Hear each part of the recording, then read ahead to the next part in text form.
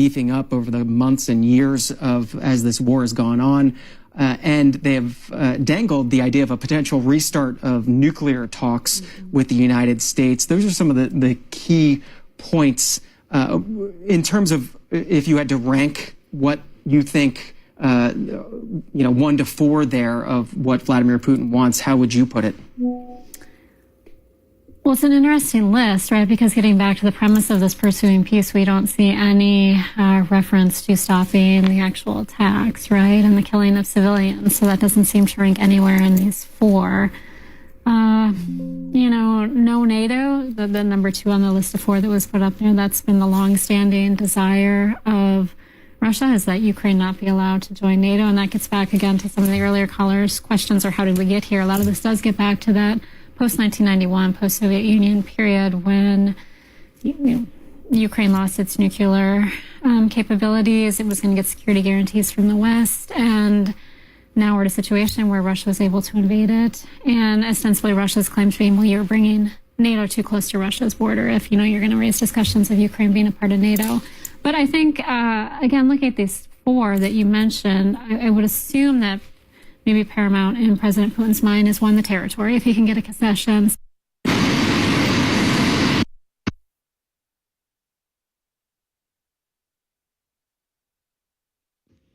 Hi there. Well, we hope for peace, and I think Trump is a peacemaker. He's done it before. He's super smart when it comes to everything. Now he has some years of experience from sitting in the White House, which is great. And I think he can do it, but it's up to Putin, really. And I think Putin is ready, and he is not really favor of peace because he doesn't really care about how many North Koreans he throws into this war. But for the world peace, we need to have peace there. I mean, Trump created low inflation, secure the border, make peace with so many small conflicts in the world. And I disagree with your former guest before, Jennifer. He said it's not good to meet Putin like this. Why? I mean, we need to try to get peace every way we can. I mean, we have to try that. And Democrats, I don't think they like that Trump will get credit if there's a successful meeting here, because Democrats have pushed the Russian hoax. And now we are just seeing how Democrats in different cities trying to destroy the cities with open borders and homelessness in the streets and crime everywhere. I mean, I caught an arsonist in L.A. The police let him go. So this is how the cities are working now. And I think Republicans are better all the way around. They're creating peace in the cities, too. Robert, got your point. That's Robert in California. Jennifer Wistrand, we were just talking about the expectations for today's meeting. Now that Air Force One's on the ground, pool reports coming in about what the president and his aides are saying about today. This is Meredith McGraw from Politico just a few minutes ago saying the previously planned one-on-one meeting between President Trump and President Putin is now going to be a 3-on-3 meeting. President Trump will be joined by Secretary of State Marco Rubio and Special Envoy Steve Witkoff. So already some changes to the schedule that we had originally expected. By the way, the photo or the video that viewers are seeing on their screen, President Vladimir Putin's plane coming in to Anchorage and getting ready to land. The 3-on-3 versus the 1-on-1, does that change things in your mind? I'm not sure. I'm really not sure. I mean, Special Envoy Witkoff has been the Special Envoy for the Middle East. And again, mentioned a little bit briefly that the U.S. had held meetings with Russia back in February, I believe, in Saudi Arabia. And Witkoff, I believe, was in attendance. So it'll remain to be seen. Also, given, Secretary of State Rubio being there, is it going to be comparable people on the Russian side? So are we going to see Sergei Lavrov, who would be the foreign minister, and then will we see a special envoy on their side? Or again, are they going to introduce, finance, economics? It's not clear how that's going to change the calculus.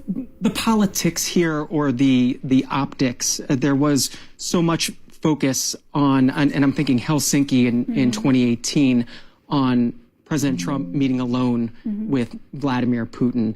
And there's certainly been plenty of reporting about the history of their relationship. Can you just go back and remind viewers about that moment? We're not going to see now, according to reporting, a one-on-one closed-door meeting between the two presidents.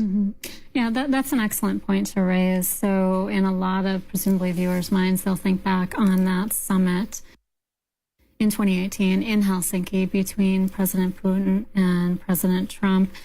And there were a number of criticisms out of that, one of which was, as you said, meetings where there weren't any other people in the room, and that it was relying, actually in that case, just on the Russian interpreter. And so saying it's actually better if you have other people in the room who can help guide or direct the conversation. Also, criticism that came out of that summit, the Helsinki 2018 summit, is that at the time, there was a lot of discussion going on about Russian involvement, interference in the 2016 U.S. presidential election, specifically in the Hillary Clinton campaign. And Trump was criticized on both sides of the aisle for stating, in the context of that summit, basically coming down as appearing to side more with President Putin and the Russian perspective, that in fact there had not been meddling, that was only, it's Russian propaganda.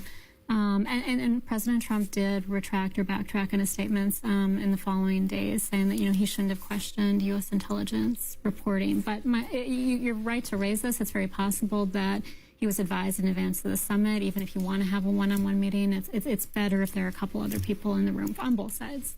Now that President Putin's plane is on the ground, can you talk through him being on the ground in the United States and the significance of that, and how he can do that? I know it was 2023, I believe, where the International Criminal Court issued an arrest warrant for Vladimir Putin for war crimes, I believe was what they originally called it. So how can he be on the ground in the United States and traveling freely? Has that been part of the negotiations leading to today's meeting? He's going to be on a military base in the United States. Yeah, it's highly significant. You're right. In terms of, President Putin traveling to the United States, my understanding is it's been about a decade since he met with U.S. officials, again, on the margins of the annual UN Assembly meeting in New York. And so to be traveling to the U.S. for a one-on-one meeting with the U.S. president at a base, obviously, I presume part of, as we talked about earlier, the historical significance of it being in Alaska, but also being on a base is significant from a security perspective. But you're right. Since 2023, the International Criminal Court has issued, or at that time issued, an arrest warrant for President Putin because of a number of reasons, but specifically what was in the press quite a bit was his illegal deportation of Ukrainian children from Ukraine, either to Belarus or to Russia. And because of that, again, his mobility, specifically to Western countries, has been highly restricted in the previous years. So the fact that he is now traveling freely to the U.S. is significant. We're waiting for President Trump to step off of Air Force One. President Putin's plane now on the ground as well in Anchorage. There's an arrival ceremony expected sometime in the next 15 or 20 minutes. We're showing you live pictures from Anchorage. And we are taking your phone calls throughout this afternoon on this highly significant meeting between President Trump and Vladimir Putin. This is Roy in Wheatland, Missouri. Democrat, Roy, what are you expecting from today's meeting? Hello, thank you for taking my call, and I just enjoy your program, and C-SPAN's right up there, and it's a really good deal. Treaty meeting, hashing out. The guest you had on in the previous segment raised this, but I think it's important to re-mention. I mean, Russia illegally invaded Georgia back in 2008, and then it illegally annexed Crimea in 2014, and then the full-scale invasion of Ukraine in 2022, and all with the ostensible purposes of acquiring land, among other things. Russia currently occupies about 20% of Georgia, currently occupies about 18% of Ukraine. So getting back to the caller's point, again, it is important for the U.S. and the other Western countries to say, no, going back to post-World War II, we respect international borders. We respect countries' rights to maintain the sovereignty over their state. And let me show viewers some of the live pictures coming from Anchorage, Alaska. So we had said earlier that we thought the Russian president was on the ground. Actually, that was a second American plane that was landing. This is the plane carrying Russian President Vladimir Putin. So he's just getting ready to land. You can see wheels coming down from his aircraft and getting ready to land. So it'll be a few minutes until the arrival ceremony, and the two men are expected to walk out down that red carpet together. So we will keep showing you those live pictures and keep taking your calls. This is Aryan out of Illinois Independent. Aryan, go ahead. Yeah, I'm 18 years old. I was in 5th grade when Donald Trump was first elected. He's kind of been the main figure in politics for me. And it's kind of interesting to see his words, his demeanor play out in my life. I'm really inspired by Dr. Ron Paul's message of just ending this idea of forever wars. And I don't know if I can speak on behalf of all of Gen Z, but, this idea of, Trump's idea of his own ego, I respect, deals like Azerbaijan and Armenia, but this idea of just constantly funding these wars doesn't make sense to me. I grew up in a generation where all we're doing is looking at social media. We're seeing horrific images, whether it's from Gaza or Ukraine or, name your atrocity. And, we're worried about things like Social Security, tariffs, retirement. Already we have to think about these things. I know so many people out there who are just sick and tired and worried. So my only concern here is Trump going to be the person who he says he is? Is he going to really, put his foot down and listen to what the American people have to say? I know so many people who have voted for President Trump and now are beginning to regret their choices. But long story short, just as someone a part of Gen Z, this is not normalcy. And I'm always surprised when I hear about older generations like you guys yourselves talk about, hey, we used to live in a time where, a tweet wasn't the main source of information. People sat down at a dinner table, people sat together and talked about their differences. And, this idea of hyper-partisan politics is something that just frustrates me more than anything. Aaron, before you go, you talk about sitting down at a dinner table and discussing differences. So what do you think of this face-to-face meeting today, sitting down? It'll be a 3-on-3 meeting and not the one-on-one that we are expected. But is this a positive development? I hope so. I hope it's just not a PR stunt. I'm also an Indian American, and this idea of Donald Trump putting in his fingers into foreign affairs, and whether or not he has the final say is kind of something up in the air. I think Putin does fear him in the sense where Donald Trump is an unpredictable person, and from a foreign affairs standpoint, that may or may not be good. If you want an immediate ceasefire, I think the logical step would be for obviously Zelensky to give up occupied territory. I know he really doesn't want to do that, but I guess from a Gen Z perspective, if Donald Trump is listening to us, we just, at the very maximum, humanitarian aid is the only thing we would allow. Yeah. That's Aryan out of Illinois, and you're seeing live photos from Anchorage, Alaska, at Elmendorf Richardson Air Base. It's on the north side of Anchorage, and President Putin's plane is pulling in. The caller talked about among his comments, the money that has been spent here. Some numbers on that: the United States aid to Ukraine in various forms, totaling just under $200 billion. It started right after the war began in March of 2022, the first sort of tranche of money, $14 billion going to Ukraine, and has continued steadily. It picked up toward the end of the Biden administration, some $81 billion or so in the final 8 months of the Biden administration. A chart from the Council on Foreign Relations showing the United States spending, it's starting to be matched by the EU institutions and the spending. But can you just talk through the spending and how that's changed under Donald Trump? Sure, and just I want to underscore what you said too. Great comments by the caller. So someone, a young person calling in and obviously tracking all these issues from a economic to a humanitarian and otherwise. So, and I think he was specifically underscoring, his generation being concerned about the U.S. spending money elsewhere and perhaps not in the United States on Social Security and other things. So wise comments that he was making. In terms of the amounts that have been spent, you're right. There's been, I believe, 5 bills that have been specifically focused on the Ukraine war. The number I've seen a lot is 175 billion that the U.S. has committed in spending to it. U.S. has given a significant amount, but the European nations, if you put them collectively, have also as well.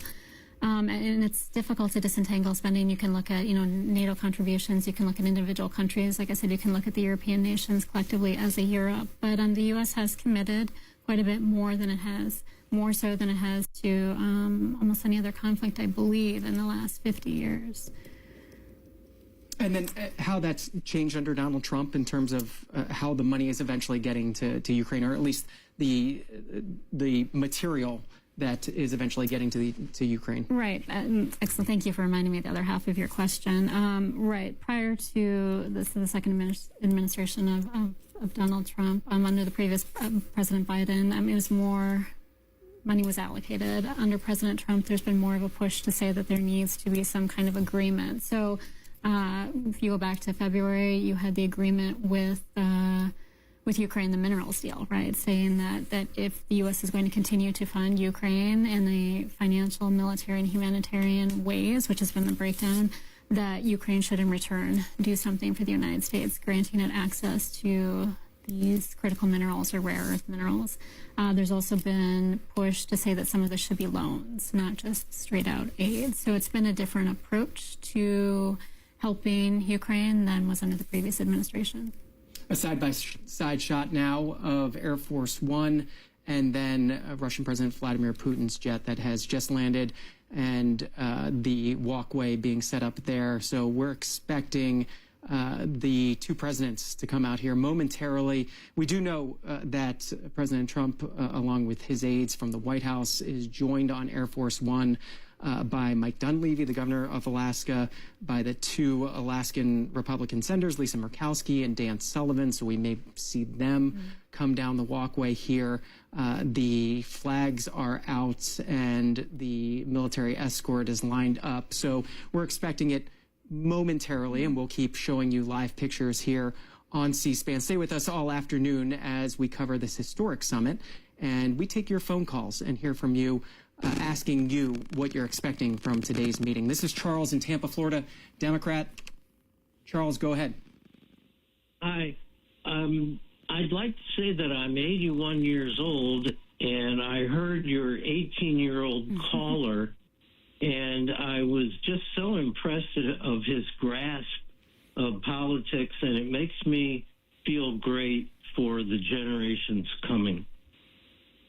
What I did not expect was the stage that Donald Trump has set.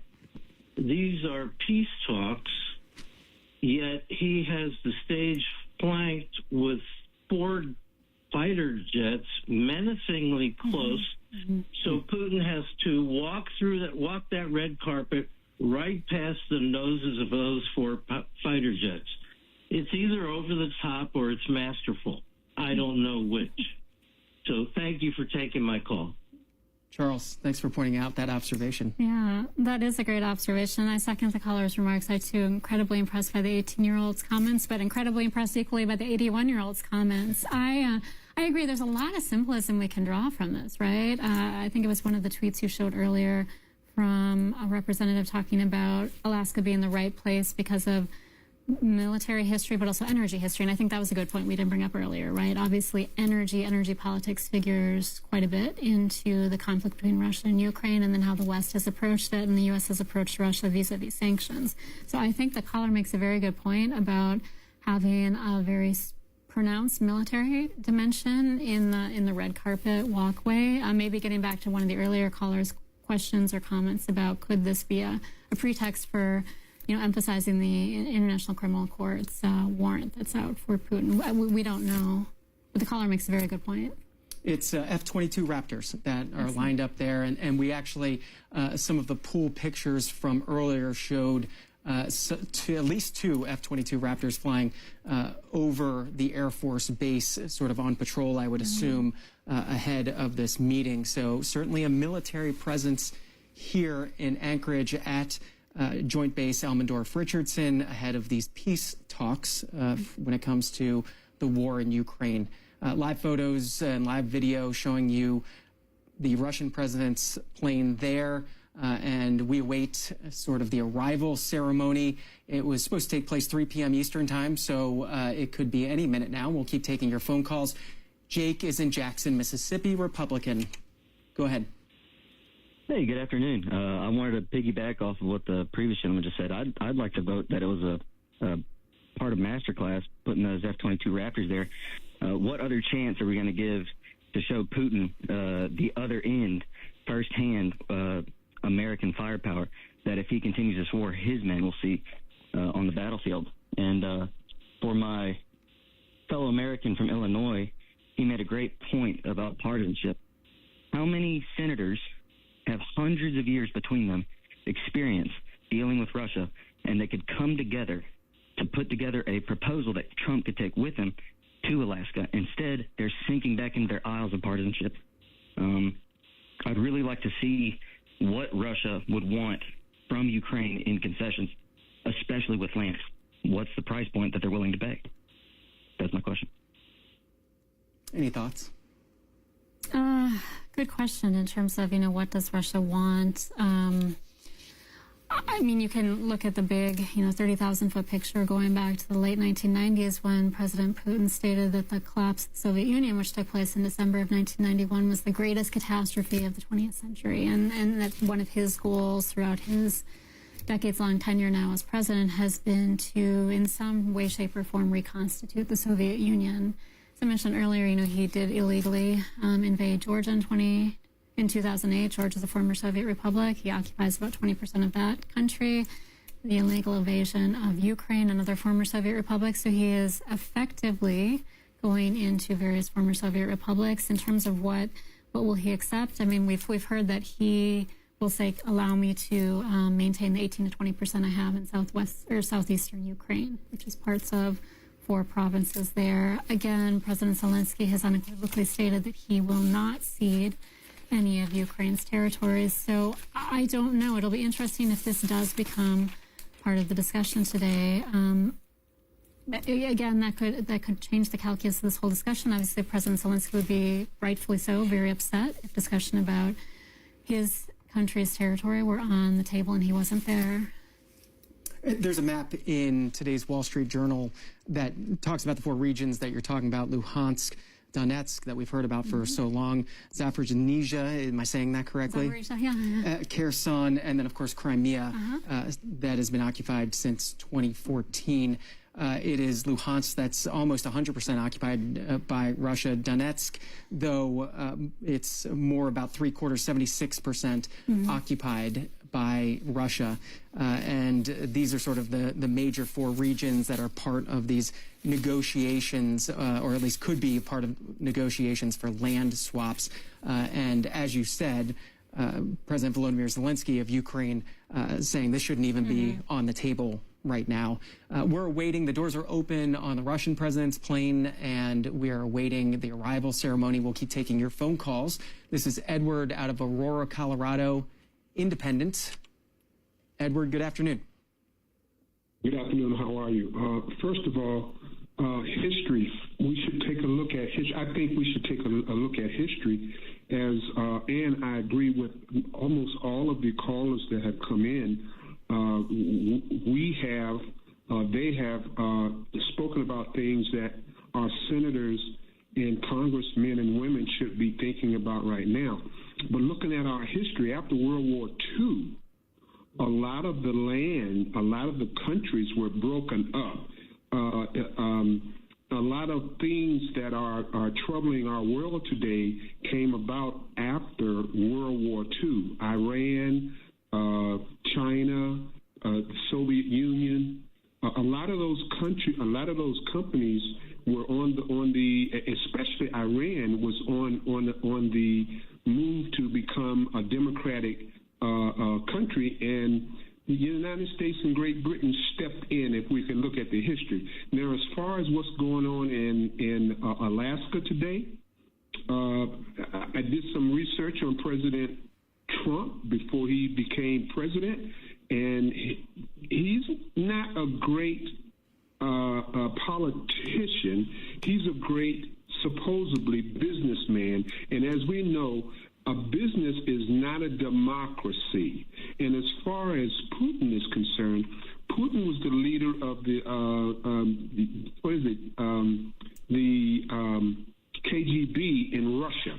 Okay, so we have a businessman looking in the eyes of a security or spy. And we all know that a spy can just trump a Trump. Pardon the joke there, I guess. But what I would expect, or what I would like to see today in Alaska, is President Putin to, stop the bombing. And I would like to see President Trump to take a look at not just Russia and Ukraine, but Israel and the Palestinian, with Israel and Iran.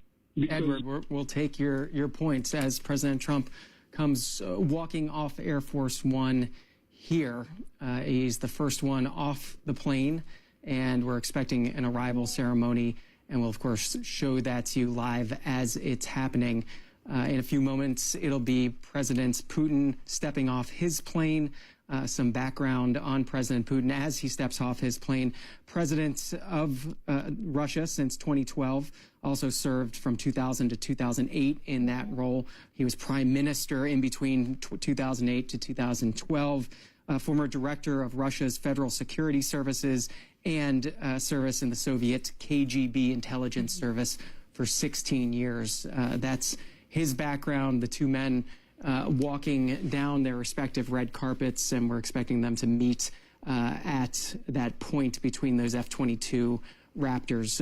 What did you want to add as we watch these pictures together? So many. It's just it's a bit of an overwhelming image to be watching, right? The two presidents coming and to be coming on U.S. soil for a summit like this. I'm not sure I can add anything to what you said. I do want to underscore the caller that called in made some really great points, and the point about you have a businessman meeting a former KGB intel officer, and that's an interesting point to make, and it's very apt, right? So you've got different perspectives, maybe getting back. We're not quite sure what we're going to see taking place in this 3-on-3 discussion. And the 3-on-3, at least from the American side, we know that it's President Trump who's going to be joined by Secretary of State Marco Rubio and Steve Witkoff, the special envoy. Who would be your expectation for the other two that would be joining Vladimir Putin? I would assume Sergei Lavrov, his foreign minister, so would be the counterpart to our Secretary of State Marco Rubio. I think it'll be interesting to see who the other person is. Is it a close aide, or is it, again, one of the finance minister, defense minister? As we watch these pictures, who sets up these meetings? How do they happen as we see the handshake now between President Trump and Vladimir Putin and the military coming to salute there? How did these conferences come together? That's a great question. Generally, if there are months in the planning, and you'd have a lot of people involved. So, for example, if it's in a third-party state, for example, the Helsinki meeting of 2018, you would have had the U.S. ambassador actively involved. In this case, I think it was interesting you mentioned that also on board, I believe you said on board the plane, was the governor of Alaska and the two Alaska senators, who I presume Alaska was very much involved in how this would take place. But you would have, high-level, certainly ambassadors for the respective countries would be involved in the planning. The pictures coming in live from Anchorage, Alaska. It's 54 degrees Fahrenheit on the ground. It looks to be a little overcast there, as we saw as the planes were coming in, and here stepping up on the stage, President Trump and Vladimir Putin for their photo opportunity. This is the greeting that's happened. We'll try to listen in for a moment to hear what it sounds like there out on the tarmac. Mr. Putin, did you underestimate Ukraine? President Putin, will you stop killing civilians?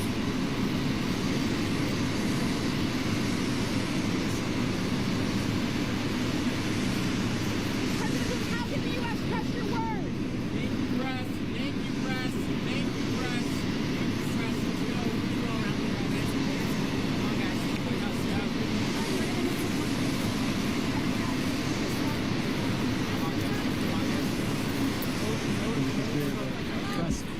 shouting questions, mostly to Vladimir Putin. And the one that came through clearly, President Putin, will you stop killing civilians? The two men headed to their briefing were expected in about a half an hour. They call it a pool photo opportunity. That could be a point where President Trump talks to the press. He likes to do that. He may even take a few questions. You see, they did not there at this arrival ceremony, just sort of a brief photo op and then into their cars to the place where they're going to be meeting. It's all happening there on the base, though. It's not a long drive. Taking your phone calls, want to get your reaction to this moment, the first time in 6 years that President Trump and Vladimir Putin meeting, and they are meeting on U.S. soil at a joint U.S. military base. This is Joseph in Fort Wayne, Indiana, independent.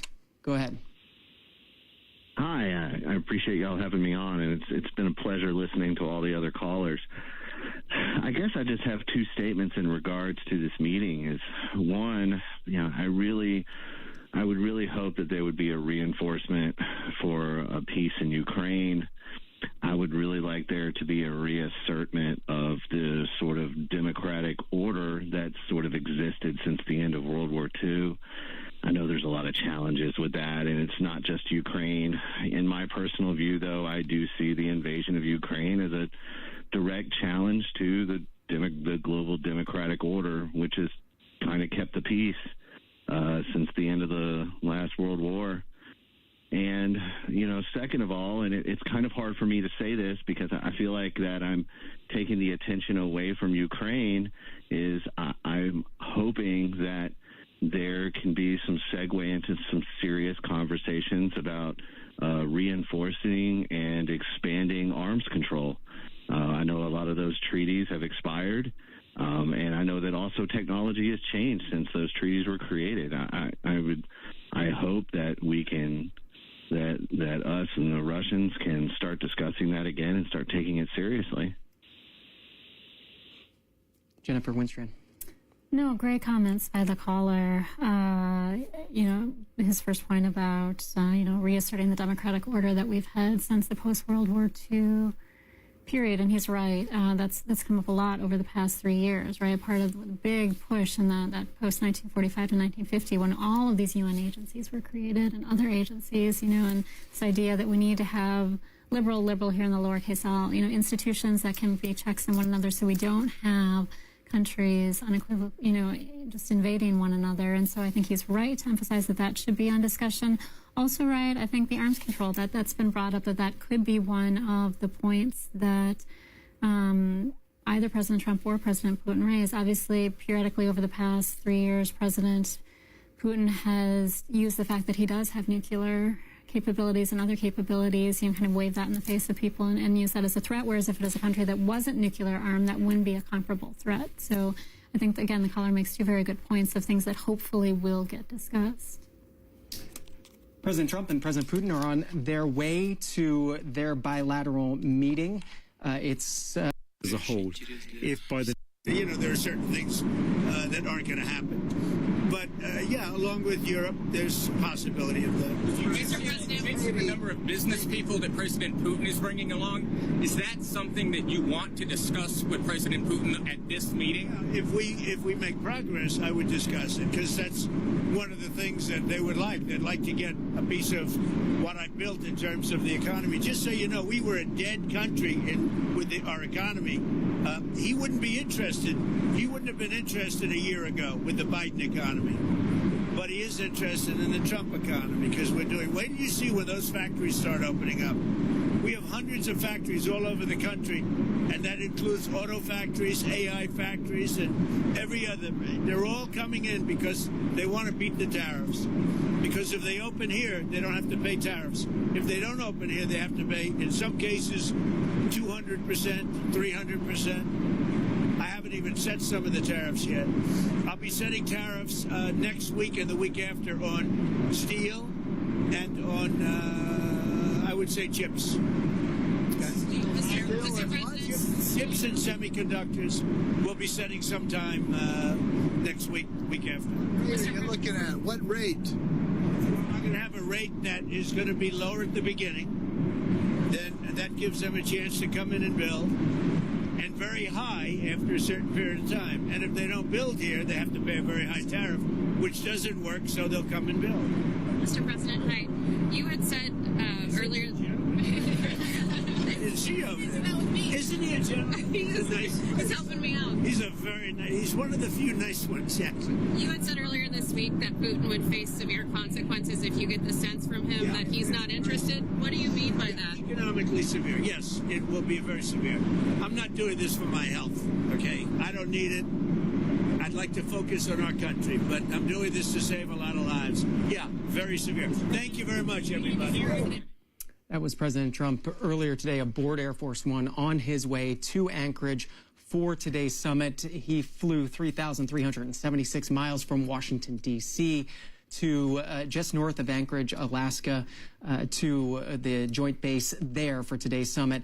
President Putin flew 4,343 miles from Moscow to make it to today's summit. He also spoke about the summit briefly before leaving the Kremlin. This is President Putin from yesterday. To tell you about the stage we are at with the current American administration, which, as everyone knows, is making, in my opinion, quite energetic and sincere efforts to stop the hostilities, stop the crisis, and reach agreements that are of interest to all parties involved in this conflict in order to create long-term conditions for peace between our countries and in Europe and in the world as a whole.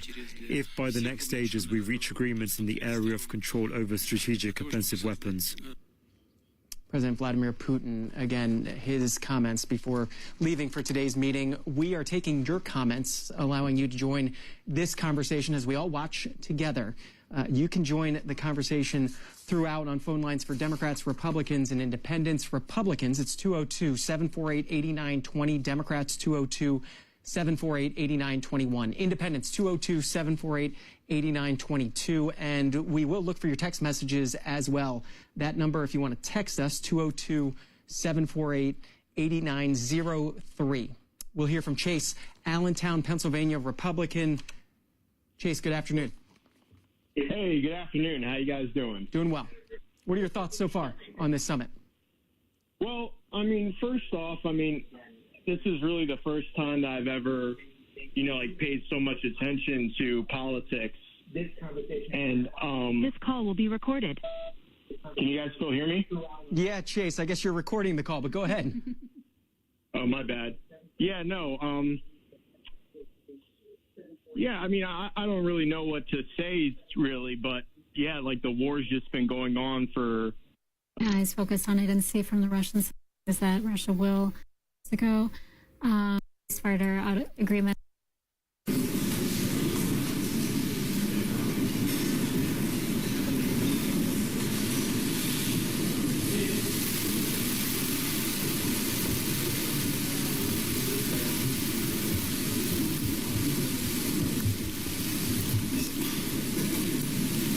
Спасибо большое. Thank you so much. Мы можем начать работать, как я понимаю. Shall we start working, I guess? Уважаемый господин президент, distinguished Mr. President, ladies and gentlemen. Переговоры с президентом Соединенных Штатов. Negotiations with the President of the United States, Donald Trump, took place in a frank and business-like atmosphere. I think we can call it a success and a very fruitful round of negotiations. We carefully analyzed the current status, the present and the future of the Russia-United States relationship, key issues of the global agenda. It's quite clear to everyone that the bilateral relationship are going through a complicated stage, and yet those impediments, the current tension, the tense atmosphere, essentially have no solid reason behind it. The Cold War is a thing of past. The era of acute ideological confrontation of the two countries is a thing of remote past, is a vestige of the past. The situation of the world changed dramatically. Today, both Russia and the United States face a whole new set of challenges.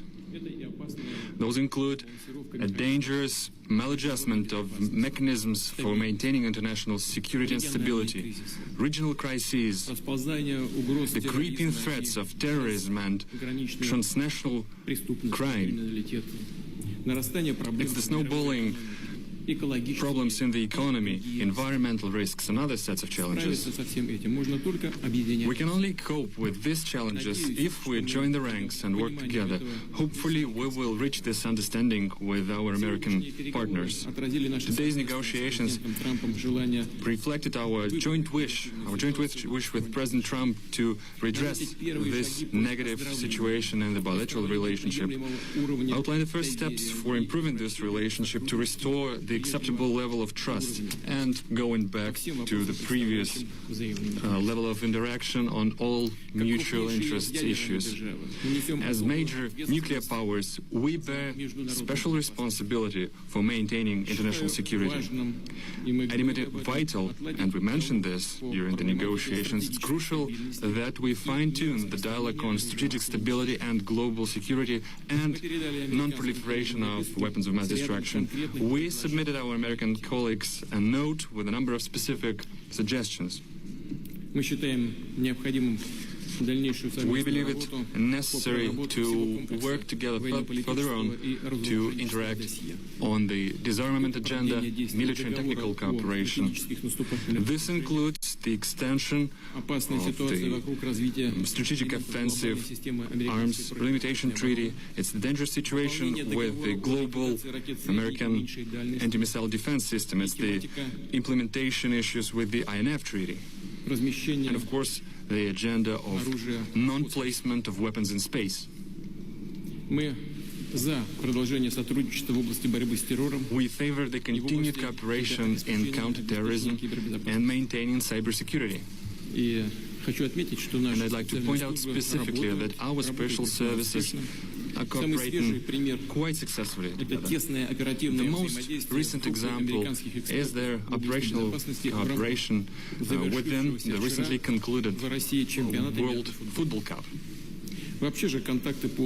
In general, the contacts among the special services should be put to a system-wide basis, should be brought to a systemic framework. I reminded President Trump about the suggestion to re-establish the working group on anti-terrorism. We also mentioned the plethora of regional crises, not always that our postures dovetail exactly, and yet the overlapping and mutual interests abound. We have to look for points of contact and interact closer in a variety of international fora. Clearly, we mentioned the regional crisis, for instance, Syria. As far as Syria is concerned, the task of establishing peace and reconciliation in this country could be the first showcase example of the successful joint work. Russia and the United States apparently can act proactively and assume leadership in this issue and organize the interaction to overcome humanitarian crisis and help Syrian refugees to go back to their homes. In order to accomplish this level of successful cooperation in Syria, we have all the required components. Let me remind you that both Russian and American military acquired a useful experience of coordination of their action, established the operational channels of communication, which permitted to avoid dangerous incidents and unintentional collisions in the air and in the ground.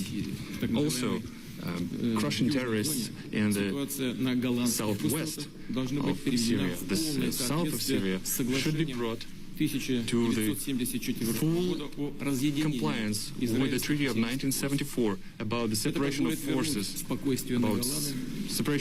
of Israel and Syria. This will bring peace to Golan Heights and bring a more peaceful relationship between Syria and Israel, and also to provide security of the State of Israel. Mr. President paid special attention to the issue during today's negotiations, and I would like to confirm that Russia is interested in this development, and this will act accordingly. Thus far, we will make a step toward creating a lasting peace.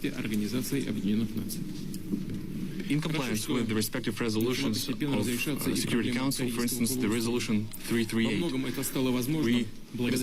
We're glad that the Korean Peninsula issue is starting to resolve.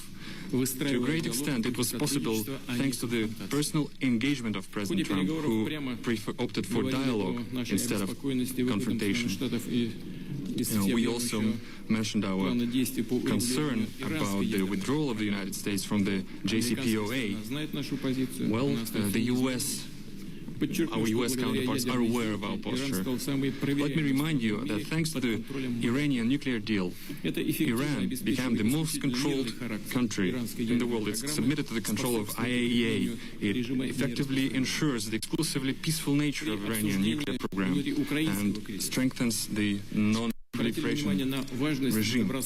While we discussed the internal Ukrainian crisis, we paid special attention to the bona fide implementation of Minsk agreements by Kiev. At the same time, the United States could be more decisive in nudging the Ukrainian leadership and encourage it to work actively in this. We paid more attention to economic ties and economic cooperation. It's clear that both countries, the businesses of both countries, are interested in this. American delegation was one of the largest delegations on the St. Petersburg Economic Forum. It featured over 500 representatives of American businesses. We agreed, me and President Trump, we agreed to create a high-level working group that would bring together captains of Russian and American business. After all, entrepreneurs and businessmen know better how to articulate this successful business cooperation. We'll let them think and make their proposals and suggestions in this regard. Once again, President Trump mentioned the issue of the so-called interference of Russia in the American elections, and I had to reiterate things I said several times, including during our personal context, that the Russian state has never interfered and is not going to interfere into internal American affairs, including the election process. Any specific material, if such things arise, we are ready to analyze together. For instance, we can analyze them through the joint working group on cybersecurity, the establishment of which we discussed during our previous contacts. And clearly, it's past time we restore our cooperation in the cultural area, in the humanitarian area. As far as I think you know that recently we hosted the American Congressman delegation, and now it's perceived and portrayed almost as a historic event, although it should have been just a current affairs, just business as usual. And in this regard, we mentioned this proposal to the President. We have to think about the practicalities of our cooperation, but also about the rationale, the underlying logic of it. And we have to engage experts on bilateral relationship who know history and the background of our relationship. The idea is to create an expert council that would include political scientists, prominent diplomats and former military experts on both countries who would look for points of contact between the two countries, that would look for ways on putting the relationship on the trajectory of growth. In general, we are glad with the outcome of our first full-scale meeting, because previously we only had a chance to talk briefly on international fora. We had a good conversation with President Trump, and I hope that we start to understand each other better, and I'm grateful to Donald for it. Clearly, there are some challenges left when we were not able to clear all the backlog, but I think that we made the first important step in this direction. And in conclusion, I want to point out that this atmosphere of cooperation is something that we are especially grateful for to our Finnish hosts. We're grateful for Finnish people and Finnish leadership for what they've done. I know that we've caused some inconvenience to Finland, and we apologize for it. Thank you for your attention. Thank you. Thank you very much. Thank you. I have just concluded a meeting with President Putin on a wide range of critical issues for both of our countries. We had direct, open, deeply productive dialogue. Went very well. Before I begin, I want to thank President Niinisto of Finland for graciously hosting today's summit. President Putin and I were saying how lovely it was and what a great job they did. I also want to congratulate Russia and President Putin for having done such an excellent job in hosting the World Cup. It was really one of the best ever, and your team also did very well. It was a great job. I'm here today to continue the proud tradition of bold American diplomacy. From the earliest days of our republic, American leaders have understood that diplomacy and engagement is preferable to conflict and hostility. A productive dialogue is not only good for the United States and good for Russia, but it is good for the world. The disagreements between our two countries are well known, and President Putin and I discussed them at length today. But if we're going to solve many of the problems facing our world, then we're going to have to find ways to cooperate in pursuit of shared interests. Too often in both recent past and long ago, we have seen the consequences when diplomacy is left on the table. We have also seen the benefits of cooperation. In the last century, our nations fought alongside one another in the Second World War. Even during the tensions of the Cold War, when the world looked much different than it does today, the United States and Russia were able to maintain a strong dialogue. But our relationship has never been worse than it is now. However, that changed as of about 4 hours ago. I really believe that. Nothing would be easier politically than to refuse to meet, to refuse to engage, but that would not accomplish anything. As president, I cannot make decisions on foreign policy in a futile effort to appease partisan critics or the media or Democrats who want to do nothing but resist and obstruct. Constructive dialogue between the United States and Russia afford the opportunity to open new pathways toward peace and stability in our world. I would rather take a political risk in pursuit of peace than to risk peace in pursuit of politics. As president, I will always put what is best for America and what is best for the American people. During today's meeting, I addressed directly with President Putin the issue of Russian interference in our elections. I felt this was a message best delivered in person. Spent a great deal of time talking about it, and President Putin may very well want to address it,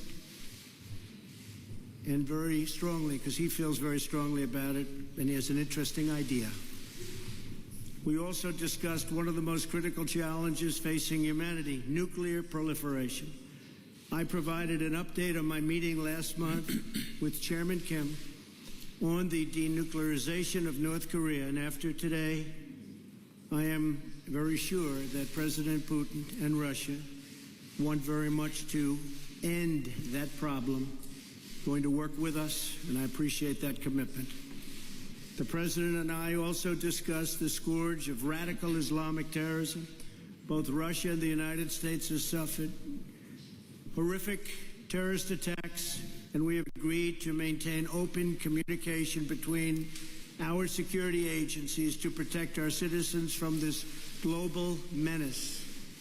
Last year, we told Russia about a planned attack in St. Petersburg, and they were able to stop it cold. They found them, they stopped them, there was no doubt about it. I appreciated President Putin's phone call afterwards to thank me. I also emphasized the importance of placing pressure on Iran to halt its nuclear ambitions and to stop its campaign of violence throughout the area. throughout the Middle East. As we discussed at length, the crisis in Syria is a complex one. Cooperation between our two countries has the potential to save hundreds of thousands of lives. I also made clear that the United States will not allow Iran to benefit from our successful campaign against ISIS.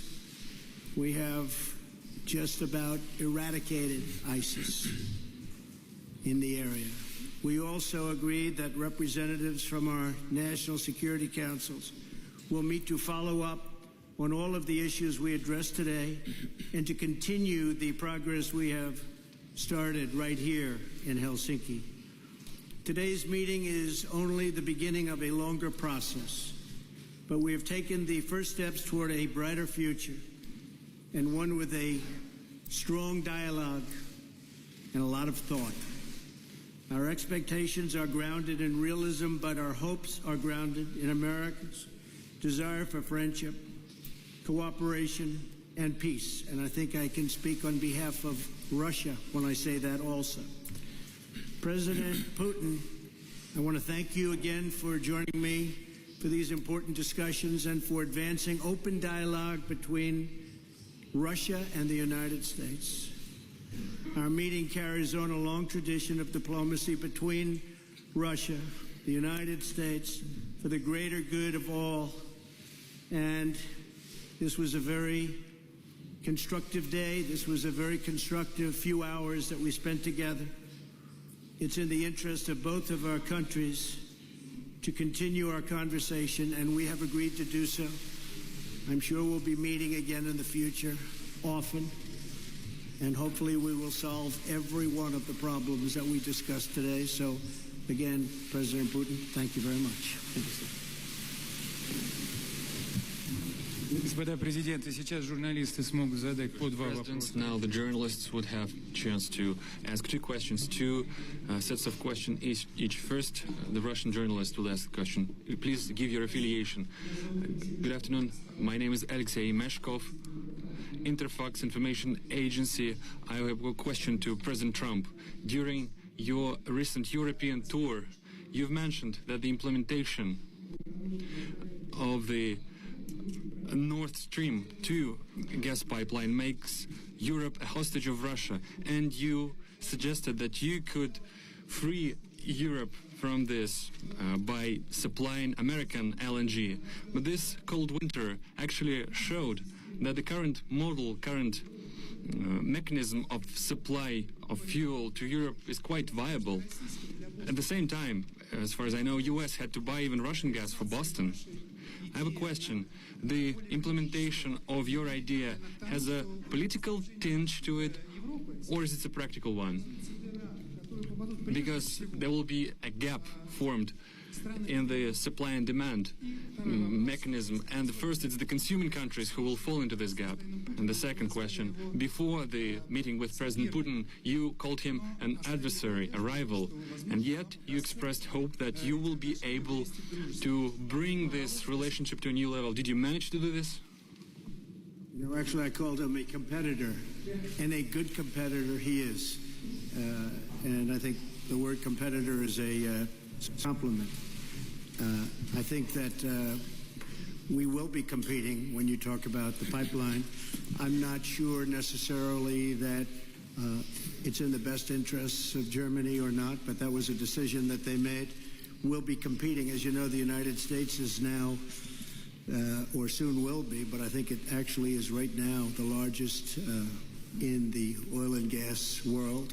So we're going to be selling LNG, and we'll have to be competing with the pipeline. And I think we'll compete successfully, although there is a little advantage locationally. So I just wish them luck. I mean, I did. I discussed with Angela Merkel in pretty strong tones. But I also know where they're all coming from. And they have a very close source. So we'll see how that all works out.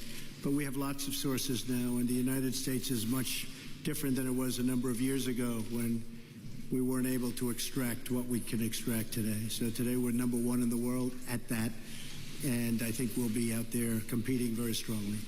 Thank you very much.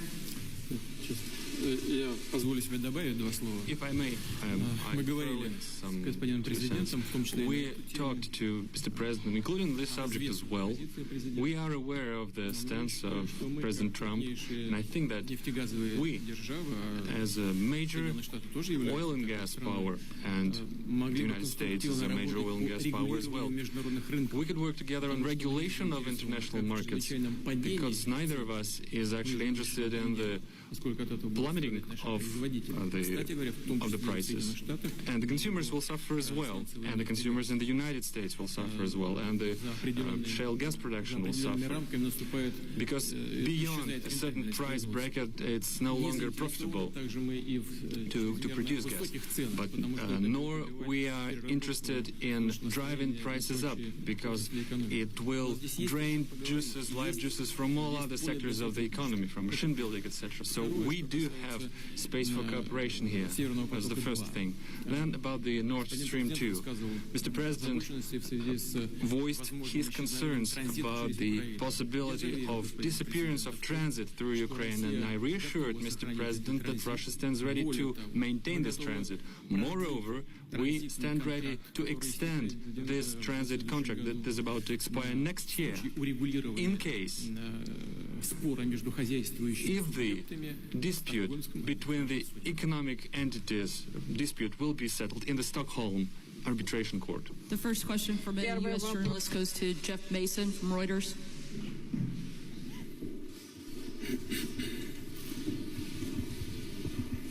Thank you.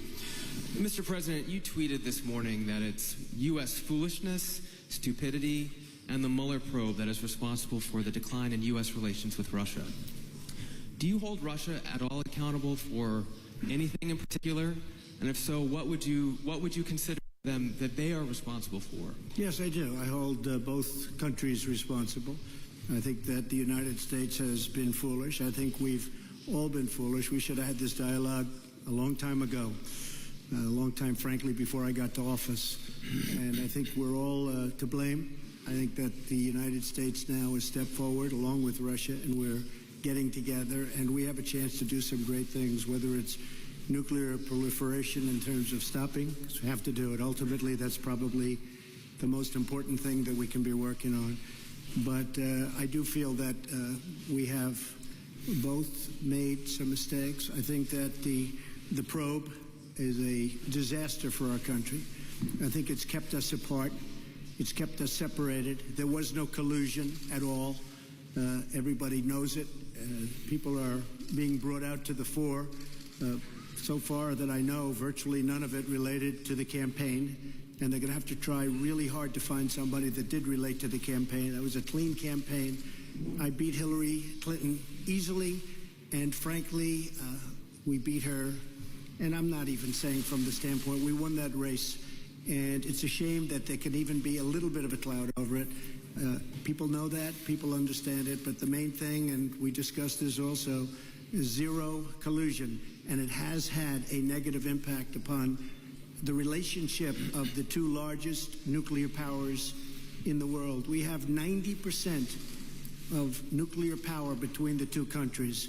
It's ridiculous. It's ridiculous what's going on with the probe. For President Putin, if I could follow up as well, why should Americans and why should President Trump believe your statement that Russia did not intervene in the 2016 election, given the evidence that U.S. intelligence agencies have provided? And will you consider extraditing the 12 Russian officials that were indicted last week by a U.S. grand jury? Well, I'm going to let the President answer the second part of that question.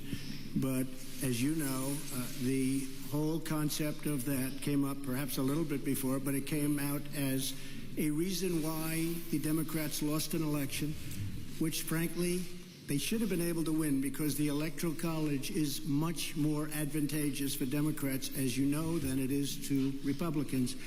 We won the Electoral College by a lot, 306 to 223, I believe, and that was a well-fought battle. We did a great job, and frankly, I'm going to let the President speak to the second part of your question, but just to say it one time again, and I say it all the time, there was no collusion. I didn't know the President There was nobody to collude with. There was no collusion with the campaign. And every time you hear all of these, 12 and 14, it's stuff that has nothing to do. And frankly, they admit these are not people involved in the campaign. But to the average reader out there, they're saying, well, maybe that does. It doesn't. And even the people involved, some perhaps told misstories, although in one case the FBI said there was no lie. There was no lie. Somebody else said there was. We ran a brilliant campaign, and that's why I'm president. Thank you. По поводу того, кому верить и кому не верить. As to who is to be believed and to who is not to be believed. Никому нельзя верить. You can trust no one if you take this. Where did you get this idea that President Trump trusts me or I trust him? He defends the interests of the United States of America, and I do defend the interests of the Russian Federation. We do have interests that are common. We are looking for points of contact. There are issues where our postures diverge, and we are looking for ways to reconcile our differences, how to make our effort more meaningful. We should not recede from the immediate political interests that guide certain political powers in our countries. We should be guided by facts. Could you name a single fact that would definitively prove the collusion? This is utter nonsense. Just like the President recently mentioned. Yes, the public at large in the United States had a certain perceived opinion of the candidates during the campaign, but there's nothing particularly extraordinary about it. That's the usual thing. President Trump, when he was a candidate, he mentioned the need to restore the Russia-U.S. relationship, and it's clear that certain part of American society felt sympathetic about it, and different people could express their sympathy in different ways. But isn't that natural? Isn't it natural to be sympathetic towards a person who is willing to restore the relationship with our country, who wants to work with us? We heard the accusations about the Concord country. Well, as far as I know, this company hired American lawyers, and the accusations doesn't have a fighting chance in the American courts. So there's no evidence when it comes to the actual facts. So we have to be guided by facts and not by rumors. Now, let's get back to the issue of these 12 alleged intelligence officers of Russia. I don't know the full extent of the situation, but the President Trump mentioned this issue, and I will look into it. So far, I can say the following. The things that off the top of my head. We have an existing agreement between the United States of America and the Russian Federation, an existing treaty that dates back to 1999, the mutual assistance on criminal cases. This treaty is in full effect. It works quite efficiently. On an average, we initiate about 150 criminal cases upon requests from foreign states. For instance, the last year, there was one extradition case upon the request sent by the United States. So this treaty has specific legal procedures. We can offer that the appropriate commission headed by Special Attorney Mueller, he can use this treaty as a solid foundation and send an official request to us so that we would interrogate, we would hold a questioning of these individuals who he believes are privy to some crimes. And our law enforcement are perfectly able to do this questioning and send the appropriate materials to the United States. Moreover, we can meet you halfway, we can make another step. We can actually permit official representatives of the United States, including the members of this very commission headed by Mr. Mueller. We can let them into the country and they will be present at this questioning. But in this case, there's another condition. This kind of effort should be a mutual one. Then we would expect that the Americans would reciprocate and they would question officials, including the officers of law enforcement and intelligence services of the United States, whom we believe are who have something to do with illegal actions on the territory of Russia. And we have to request the presence of our law enforcement. For instance, we can bring up Mr. Browder in this particular case. Business associates of Mr. Browder have earned over $1.5 billion in Russia. They never paid any taxes, neither in Russia nor in the United States. And yet the money escaped the country. They were transferred to the United States. They sent a huge amount of money, $400 million, as a contribution to the campaign of Hillary Clinton. Well, that's their personal case. It might have been legal, the contribution itself, but the way the money was earned was illegal. So we have a solid reason to believe that some intelligence officers accompanied and guided these transactions. So we have an interest of questioning them. That could be a first step, and we can also extend it. Options abound, and they all can be found in an appropriate did you want legal President framework. Trump to win the election, and did you direct any of your officials to help him do that? Да, я хотел, чтобы он выиграл. Потому что он говорил о нормализации российско-американских отношений. Bringing the U.S.-Russia relationship back to normal. Продолжаем. Я думаю, вполне вопросы 3 может задать кто-то из российского пула. I think there are 3 questions from the Russian pool. Russia Today, you have the floor. Спасибо большое. Thank you so much. Добрый вечер. Меня зовут Good evening to everyone. My name is Ilya Petrenko. Телеканал RT. RT TV channel. For Mr. Trump in English. Mr. President, would you please go into the details of possibly any specific arrangements for the U.S. to work together with Russia in Syria, if any of these kind of arrangements were made today or discussed? И если позволите, Владимир Владимирович, тоже вопрос на русском, поскольку сегодня несколько раз уже затрагивалась тема футбола, я на футбольном языке задам вопрос. Господин Помпео чуть ранее сказал, что когда разговор Mr. Pompeo mentioned that when we talk about the Syrian cooperation, the ball is in the Syrian court. Mr. Putin, in the Russian court. Is it true? And how would you use this fact, the having the ball?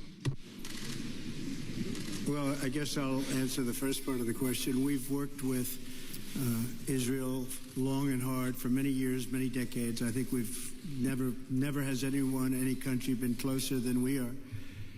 President Putin also is helping Israel, and we both spoke with Bibi Netanyahu, and they would like to do certain things with respect to Syria, having to do with the safety of Israel. So in that respect, we absolutely would like to work in order to help Israel, and Israel will be working with us, so both countries would work jointly.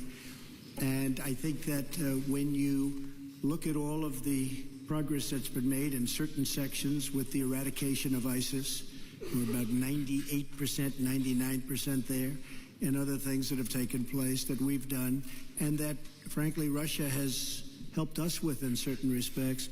But I think that working with Israel is a great thing, and creating safety for Israel is something that both President Putin and I would like to see very much.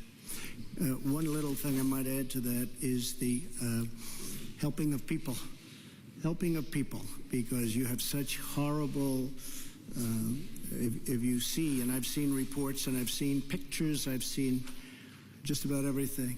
And if we can do something to help the people of Syria get back into some form of shelter and on a humanitarian basis, and that's what the word was, really, a humanitarian basis. I think that both of us would be very interested in doing that, and we will do that.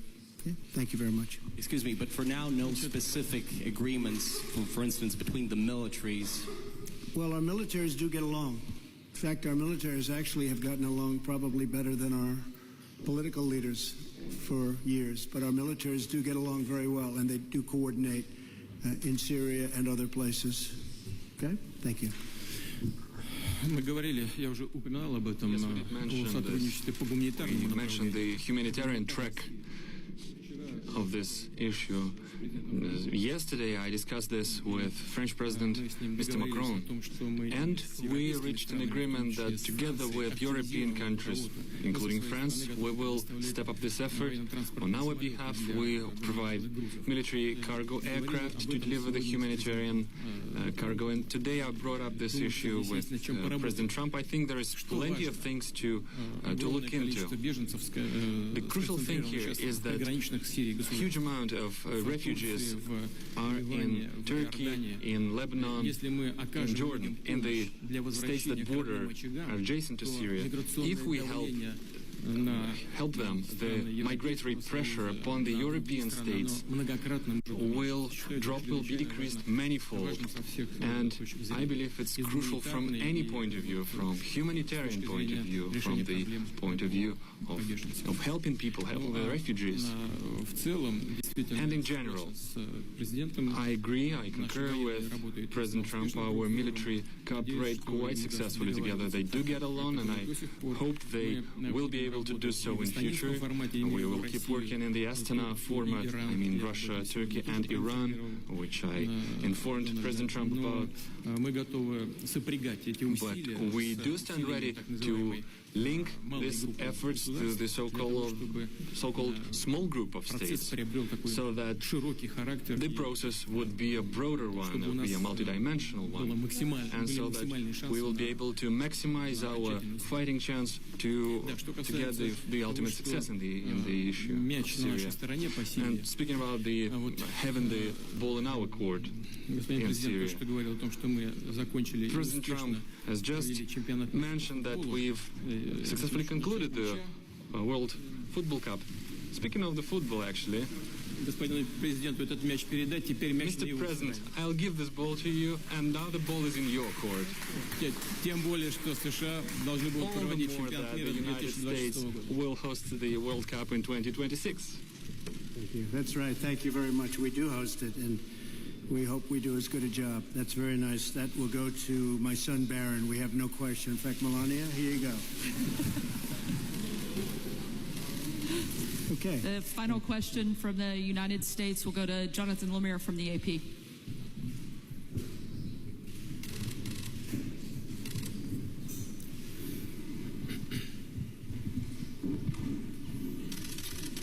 Thank you. Question for each president. President Trump, yes. You first. Just now, President Putin denied having anything to do with the election interference in 2016. Every U.S. intelligence agency has concluded that Russia did. My first question for you, sir, is who do you believe? My second question is, would you now, with the whole world watching, tell President Putin, would you denounce what happened in 2016, and would you warn him to never do it again? So let me just say that we have two thoughts. You have groups that are wondering why the FBI never took the server. Why haven't they taken the server? Why was the FBI told to leave the office of the Democratic National Committee? I've been wondering that. I've been asking that for months and months, and I've been tweeting it out and calling it out on social media. Where is the server? I want to know, where is the server, and what is the server saying? With that being said, all I can do is ask the question. My people came to me, Dan Coates came to me, and some others. They said they think it's Russia. I have President Putin. He just said it's not Russia. I will say this. I don't see any reason why it would be, but I really do want to see the server. But I have confidence in both parties. I really believe that this will probably go on for a while, but I don't think it can go on without finding out what happened to the server. What happened to the servers of the Pakistani gentleman that worked on the DNC? Where are those servers? They're missing. Where are they? What happened to Hillary Clinton's emails? 33,000 emails gone, just gone. I think in Russia they wouldn't be gone so easily. I think it's a disgrace that we can't get Hillary Clinton's 33,000 emails. So I have great confidence in my intelligence people, but I will tell you that President Putin was extremely strong and powerful in his denial today. And what he did is an incredible offer. He offered to have the people working on the case come and work with their investigators with respect to the 12 people. I think that's an incredible offer. Okay? Thank you. Позвольте мне добавить два слова. I'd like to add something to Я this. ведь тоже работал в разведке. After all, I was an intelligence officer myself. Я знаю, как составляются соответствующие досье. And I do know how dossiers are made up. Just Just a second. Это первое. That's the first thing. Второе. Now the second thing. Я считаю Россию демократическим государством. I believe that Russia is a democratic state. Не отказываете And I в hope этом you're not своей стране. denying this right to your own country. You're not denying that the United States is democracy. Do you believe the United States is a democracy? А если это так, And if so, то if it is a democratic state, окончательный вывод then the final conclusion in this kind of a dispute can only be delivered by a trial, by the court, not by the executive, by the law enforcement. For instance, the Concord company that was brought up is being accused. It's been accused of interference. But this company does not constitute the Russian state. It does not represent the Russian state. And I brought several examples before. Well, you have a lot of individuals in the United States. Take George Soros, for instance, with multi-billion capitals. But does that make him his position, his posture, the posture of the United States? No, it does not. But it's the same case. There is the issue of trying a case in the court. And the final say is for the court to deliver. We are now talking about the private and the individuals, and not about particular states. And as far as the most recent allegation is concerned about the Russian intelligence officers, we do have an intergovernmental treaty. Please do send us the request. We will analyze it properly and we'll send a formal response. And as I said, we can extend this cooperation, but we should do it on a reciprocal basis, because we would await our Russian counterparts to provide us access to the persons of interest for us, who we believe can have something to do with the intelligence services. Well, let's discuss the specific issues and not use the Russia and the U.S. relationship as a loose change for this internal political struggle. A question for President Putin. Thank you. Two questions for you, sir. Can you tell me what President Trump may have indicated to you about officially recognizing Crimea as part of Russia? And then secondly, sir, does the Russian government have any compromising material on President Trump or his family?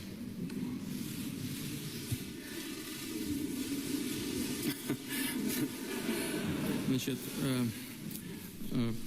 президента Трампа позиция, по-моему, известна. And posture of President Trump on Crimea is well known. Он говорит о and he stands firmly by it. He continued to maintain that it was illegal to annex it. Our viewpoint is different. We held a referendum in strict compliance with the UN Charter and the international legislation. For us, this issue, we put paid to this issue. And now to the compromising material.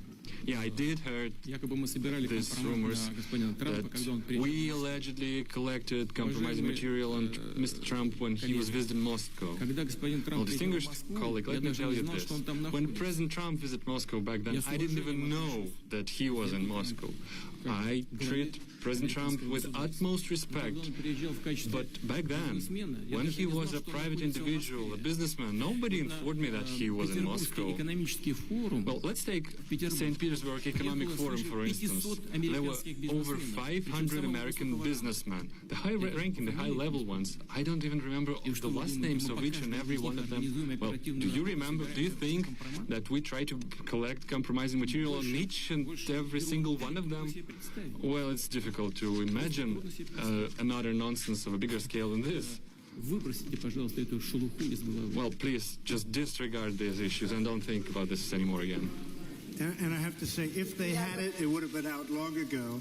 And if anybody watched Peter Strzok testify over the last couple of days, and I was in Brussels watching it, it was a disgrace to the FBI, it was a disgrace to our country, and you would say that was a total witch hunt. Thank you very much, everybody. Thank you.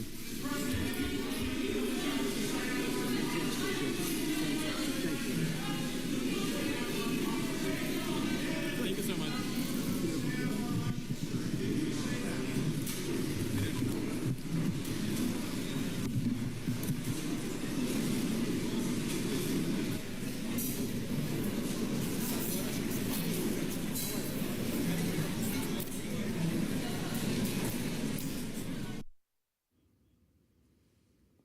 And we are showing you live pictures from Joint Base Elmendorf-Richardson in Anchorage, Alaska.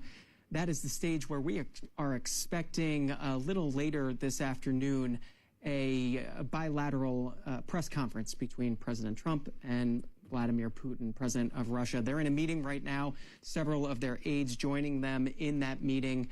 We're told it began as a 3-on-3 meeting. Marco Rubio, the Secretary of State, Steve Witkoff, joining the president in his side of that aisle of the meeting.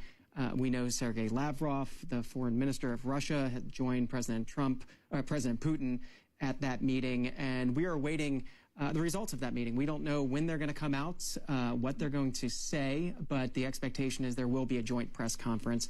And this afternoon, you can watch alongside all of us here on C-SPAN. We are joined on set here in Washington, D.C. by Jennifer Wistrand. She is a Russia-Ukraine analyst, teaches those topics at Georgetown University, formerly with the Wilson Center, and has been helping us all afternoon, and we appreciate that help. Want to show viewers a little bit earlier today who joined us. They saw the arrival ceremony, President Trump and President Putin walking down the red carpet and for a photo opportunity. But what you may not have seen in that arrival ceremony is the flyover that took place.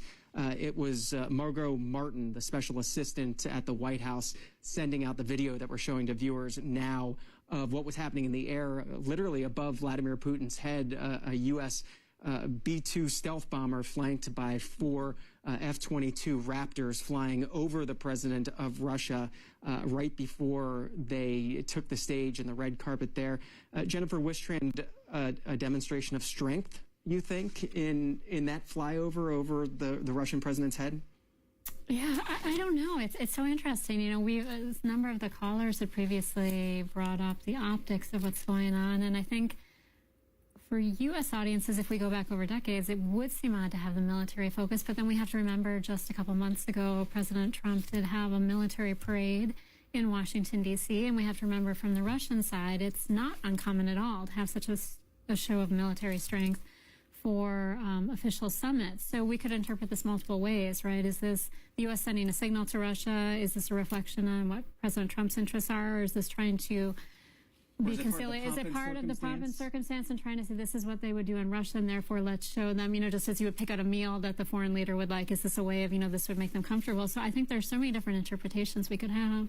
What Vladimir Putin is looking for from this summit, and this is from Russia itself. They have laid out their negotiating terms several times before this summit about what it would take to end the war in Ukraine.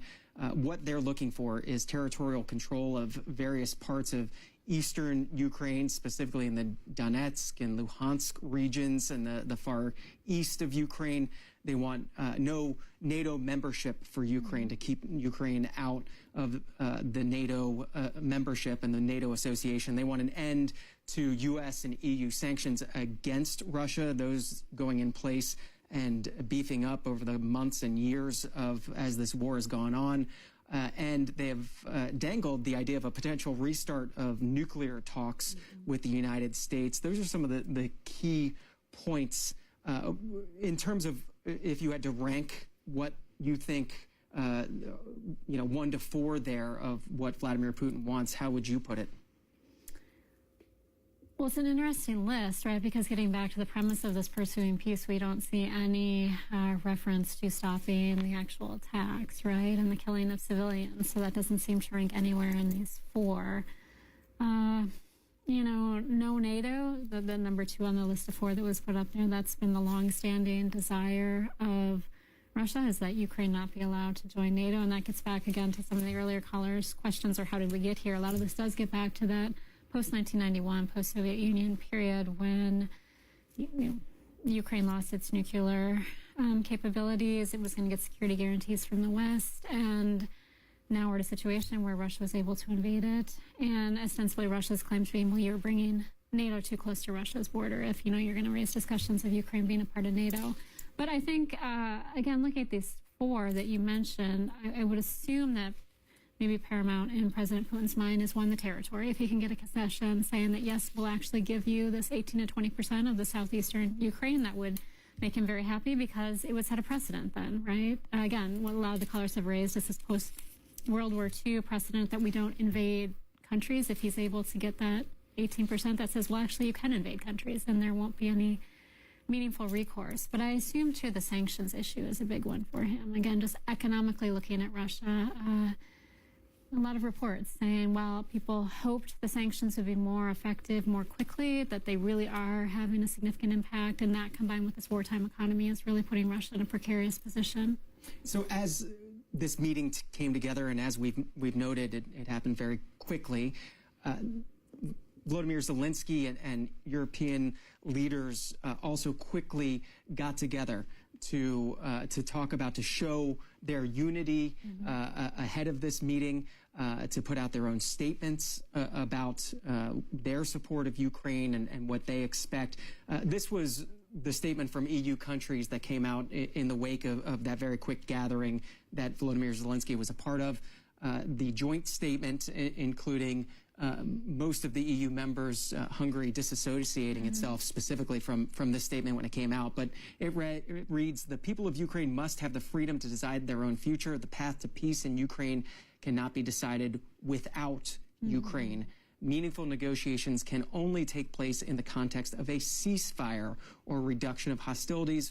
Russia's war of aggression against Ukraine has wider implications for Europe and international security. We share the conviction that a diplomatic solution must protect Ukraine's and Europe's vital security interests. That was the joint statement that has been that went out earlier this week. Today, we know Volodymyr Zelensky has been watching closely what's been happening in Anchorage, sort of live tweeting what's going on. He also posted a 5-minute video. It's in Ukrainian, so we won't show it to viewers who won't be able to understand it if you don't speak Ukrainian. But he also sent out a series of tweets, of X posts that read in part at the beginning, on the day of negotiations, the Russians are killing as well, and that speaks volumes. He goes on to say that we continue coordinating with our partners in Europe.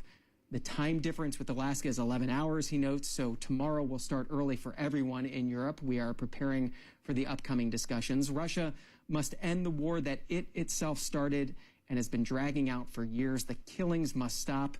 A meeting of leaders is needed, at the very least, Ukraine, America, and the Russian side, and it is precisely in such a format that effective decisions are possible. He goes on to say security guarantees are needed, lasting peace is needed. Everyone knows the key objectives. I want to thank everyone who is helping to achieve real results. Just what do you read from that statement? Yeah, I think President Zelensky is attempting to be involved in as much of a way as he can. Obviously, he would have preferred to have been a part of this meeting. He's not. Therefore, I think his and then that joint statement that you read earlier by EU or European partners, they also, I'm sure that Germany or the UK would have liked to have been involved in the meeting, and they're not. So I think for Ukraine in particular, but Europe as a whole, they're hoping that what comes out of this is a larger meeting where they can be a part of the discussion, and that will be the discussion where actually meaningful steps are taken towards peace. I think also President Zelensky is going to be, again, we talked about this a little bit before, but he's in a difficult position. He can't come out as upset, even though obviously he presumably is upset. He's not included because he doesn't want to circle back to what happened in the Oval Office meeting in February of this year with himself and President Trump and Vice President Vance, which did not go as, he allowed his emotions to come out. And that led to then the U.S. Declaring a pause in aid, and then President Zelensky needing to apologize, President Trump needing to accept that. But I think he wants to make sure he doesn't step off message and irritate anyone. And I want to come back to that Oval Office meeting in just a second. But along with those words that he sent out on social media, President Zelensky also sending out some video. It's from the Kyiv Post of some of the damage presumably caused by one of the attacks that is happening on the day of negotiations. Again, trying to make this point that attacks are still happening in Ukraine, even on the day that supposedly a ceasefire is being negotiated. What do you read from that and him trying to make that point to the world community over social media? I think it's a very, very fair point for him to make. Generally, if you were going to have some kind of summit or discussion about cessation of hostilities, the two sides would agree to a temporary cessation of hostilities. And so the fact that Russia is still continuing forward with its attack, actually stepping up its attacks, as we've seen in recent days and weeks, would suggest, without us interpreting beyond means that we have, would suggest that for President Putin, a ceasefire maybe is not as high on his list as it could be. Let me come back to Volodymyr Zelensky's ex-posts, the end of that last one, in which he's saying everybody knows what's needed here. He says security guarantees are needed. Lasting peace is needed. Everyone knows the key objectives, and then says, I want to thank everyone who's helping to achieve real results. What he doesn't say there is Ukraine needs every piece of territory back, the borders restored before Russia's invasion in February of 2022. Is that significant, the fact that he's not putting that marker in the sand as what is needed here, what the key objectives are? Yeah, it is. I hadn't picked up on that when you went through it the first time, that he wasn't reinforcing the territorial integrity issue, which has been consistently a part of his message, saying that Ukraine will not cede any territory. I don't know. I don't know if we should interpret that by him not stating that it's suddenly something that he would be willing to discuss, or simply that he wants to bring attention to the fact of the ongoing attacks, the ongoing killing of civilians, and that was more what he thought would basically resonate with an international audience. So I think it's difficult to know why he did or did not mention something. Again, what viewers are seeing on their screens right now, the stage where we're expecting whenever these discussions end, again, it started as a 3-on-3 discussion and is expected to expand, so to go several hours. But this is the stage where we're expecting Donald Trump and Vladimir Putin to come out and take some questions from the press before they head back in their various directions home. Some 4,300 miles for President Putin to head back to Moscow, some 3,400 miles for President Trump to come back here to Washington, D.C. This meeting on the north side of Anchorage, it's Joint Base Elmendorf-Richardson, a military base there in Alaska, dates back to World War II, very significant during the Cold War. You had mentioned just a little bit ago, and we've been talking through Volodymyr Zelensky's ex-posts about that notorious Oval Office meeting that took place earlier this year, that took place back in February of this year. Want to show it to viewers so you can watch how it developed. You can watch how the tone of that meeting changed. It was about 45 minutes or so from start to finish. And we have plenty of time here as we wait for these negotiations to wrap up. So we're going to play it for our viewers now, and we'll see you on the other side.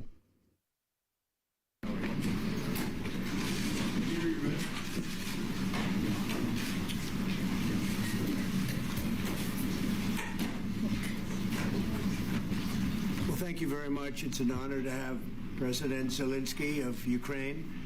And we've been working very hard, very close. So we've actually known each other for a long time. We've been dealing with each other for a long time, and very well.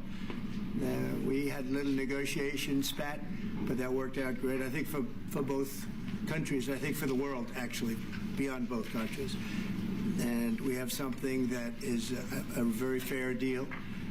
And we look forward to getting in and digging and working and getting some of the rare earth but it means we're going to be inside, and it's a big commitment from the United States, and we appreciate working with you very much, and we will continue to do that. We have had some very good discussions with Russia. I spoke with President Putin, and we're going to try and bring this to a close. It's something that you want and that he wants. We have to negotiate a deal, but we've started the confines of a deal, and I think something can happen.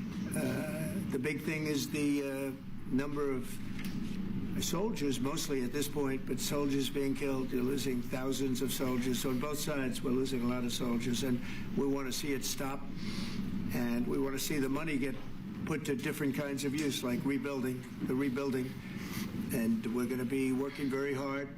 But we've had a lot of very good conversations. I will say until we came along, the Biden administration didn't speak to Russia whatsoever.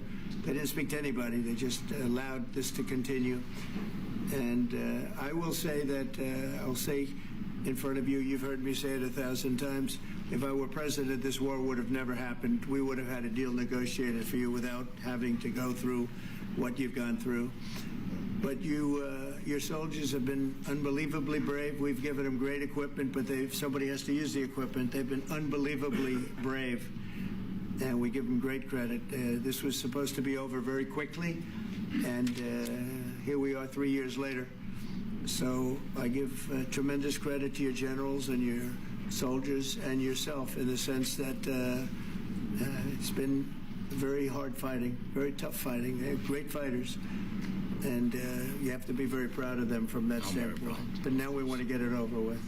It's enough, right? We want to get it over with. So it's an honor to have you here. Thank you very much for coming. We're going to sign the agreement at the conference in the East Room in a little while, right after lunch. And we'll be having lunch together. We're also discussing some other things. And we appreciate everybody being here. It's somewhat of an exciting moment, but the really exciting moment is when they stop the shooting and we end up with a deal. And I think we're fairly close to getting that, and an honor to have you. And please, I'd like to say something. Yeah, thank you so much, Mr. President. Thank you for the invitation.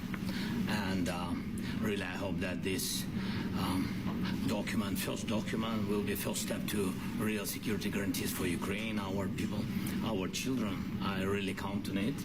And of course, we count that America will not stop support. Really, for us, it's very important to support and to continue it. I want to discuss it with details further during our conversation, and of course, the infrastructure or security guarantees. Because for today, I understand what Europe is ready to do, and of course, I want to discuss with you what the United States will be ready to do. And I really count on your strong position to stop Putin. And you said that enough with the war. I think that is very important, Ben, to say these words to Putin at the very beginning of war, because he is a killer and terrorist. But I hope that together we can stop him. But for us, it's very important to, to save our country, our values, our freedom, and democracy, and of course, no compromises with the killer about our territories, but it will be later. And of course, what I wanted, we spoke about it by phone with you about the drones production. We have very good drones production. I think the best one in the world for today because of the war. Yes, and of course, we need very much the air defense. You have the best air defense in the world, and really you helped us under attacks of Russians, and I want to speak how we can exchange the licenses. We're open to share the licenses of all our drones with you, of course, with the United States, and we need licenses for quick production of air defense. Even after the war, we need our nation to be calm, that we are secure. So that's why we need this air shield. And of course, about this, I want to speak about the contingents. I think that France and UK already spoke to you, and we know that Europe is ready, but without the United States, they will not be ready to be as strong as we need. And the last point, last not least, about exchange, about our people and children. And you know that this crazy Russian, that they stolen 20,000 of children, Ukrainian children. They changed their names. They changed their families, relatives, and Now they're in Russia. We want to bring them back.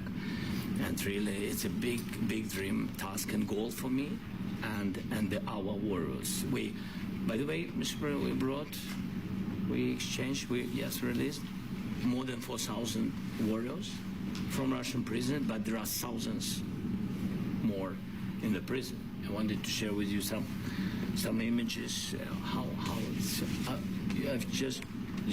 can I now? Yeah, please. Some minute, 1 minute. Just you to understand in what circumstances, in what situation they are, and what the attitude of Russia to our prisoners. That guys, just you before and after. And you see before and after, just you to understand. Now thousands of such guys, ladies and men, there, and that, so they don't eat, they beat them, and they, they do a lot of bad things. So out of, even during the war, there are rules. Everybody knows there are rules during the war. So these guys, they don't have any rules. You see that 50, 60 kilograms left, and a lot of such things. And I didn't want to show you what the changes with images of children, because I will share with you. I mean, it's looking tragic. Yep, that's tough stuff. Yeah, I wanted very much to give you, and you see. Yeah. This is pastor, by the way. They stolen pastors because it's not Russian church. They stolen pastors and moved pastors to the prison. At the end of last year, we brought 3 pastors, and we could exchange them. And this is pastor, you see. Yeah, that's tough. Yeah, so I mean, this I wanted to show you, and this. So thank you very much. We want to get that ended, right? Yeah, of course. We will. And I think we will. And we have to, of course. Do you have any questions, please? Mr. President. Thank you, Mr. President. With the, how much money is the U.S. going to put into the fund that is being created today, and how does this provide long-term security for Ukraine? Well, we don't know exactly how much, because we're going to be putting some money in a fund that we're going to get from the raw earth that we're going to be taking and sharing in terms of revenue. So it's going to be a lot of money will be made from the sale and from the use of raw earth. And as you know, our country doesn't have much raw earth. We have a lot of oil and gas, but we don't have a lot of the raw earth. And what we do have is protected by the environmentalists, but that can be unprotected, but still it's not very much. They have among the best in the world in terms of raw earth. So we're going to be using that, using it for all of the things we do, including AI and including weapons and the military, and it's really going to very much satisfy our needs. So something that just worked out really well. We have a lot of oil, and we have a lot of gas, we have a lot, but we don't have raw earth. So this has just about every component of the raw earth that we need for computers, for all of the things we do. This puts us in great shape. And on long-term security for Ukraine, how does this provide it? I think they're going to have great long. I think once we make the agreement, that's going to be 95% of it. They're not going to go back to fighting. I've spoken with President Putin, and I feel very strong. I've known him for a long time, and I feel very strongly that they're very serious about it, and we'll make a deal. And when the deal is made, I don't think we talk about security. Everyone's talking about the other day. All they talked about was security. I said, let me make the deal first. I have to make the deal first. I don't worry about security right now. We have to have a deal, because right now, last week, 2,000 soldiers died on both sides. 2,000, and they're losing 1,000, 2,000, 3,000 a week. So as we sit here and we talk, people are getting shot and dying on the battlefield. And, you know, they're not American soldiers, but they're Russian soldiers and they're Ukrainian soldiers, and we want to be able to stop it. And we want to be able also to spend money on other things. We don't want to. This is a tremendous amount of money, and what the Biden administration did was terrible. They were giving money, but he had no security on the money. Europe, as you know, gave much less money, but they had security. It was in the form of a loan. They get their money back, and we didn't. And now, at least we're protected, because the American taxpayer has to be protected too. But this is an incredible agreement for Ukraine, because We have a big investment in their country now, and what they have, very few people have. And we're able to really go forward with very, very high-tech things and many other things, including weaponry that we're going to use in many locations, but that we need for our country. This allows us to do this. Will you continue military aid? Yes, go ahead, please. If I can just add, yes, in the document there is one of the America First is not brand new. Defense Initiative at the Hudson Institute. Be able to interact a little bit with Senator John McCain, a hero, a man of character. That second meeting is not going to happen and that this press conference is imminent. Certainly the reporters in the room seem to think that this is imminent, seated there doing their hits with their various news organizations, waiting for the principals to show up. As we wait, we're taking your phone calls. Again, phone lines for Republicans, Democrats, independents, as we always do here on C-SPAN. And we are going to begin in Sacramento, California, independent line. Brady, go ahead. Hello. I'm hoping to hear from not just President Trump, but from Vladimir Putin, specific agreements that will bring about peace in the region. Because I grew up and my father fought in World War II when the aggressor was the Axis powers, which was Germany, Italy, and what was the third Axis power? Honey, do you remember? Japan? Japan. Thank you. We're just a day from we are in the year 2025. We need both heads of state to say something about the specific agreements that they are making to move the world and the region forward towards peace. And I'm wondering when Zelensky from Ukraine will be welcomed into a press conference, because obviously in the balance of power, the United States and Russia are, pretty much balanced, and Ukraine is doesn't have as much power. Well, Brady, let me take your comments and let Jennifer Wistrand jump in here, because President Trump has said if this goes well, he would be interested in a second meeting, and perhaps that one would involve Volodymyr Zelensky of Ukraine. But your thoughts on Brady's comments?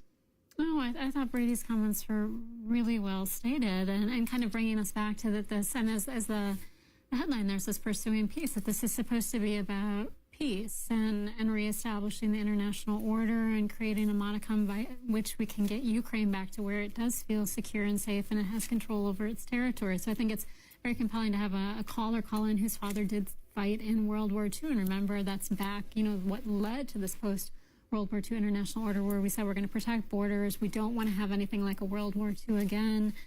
And that is something you've heard over the past, couple of years, where people keep saying, are we heading towards a World War III, or Europe certainly being concerned about this? So I agree with her comments and questions that, what are the specifics? Hopefully there are some specifics that are mentioned here, and this isn't, getting back to your earlier when you were saying the Wall Street Journal article, the best and worst cases.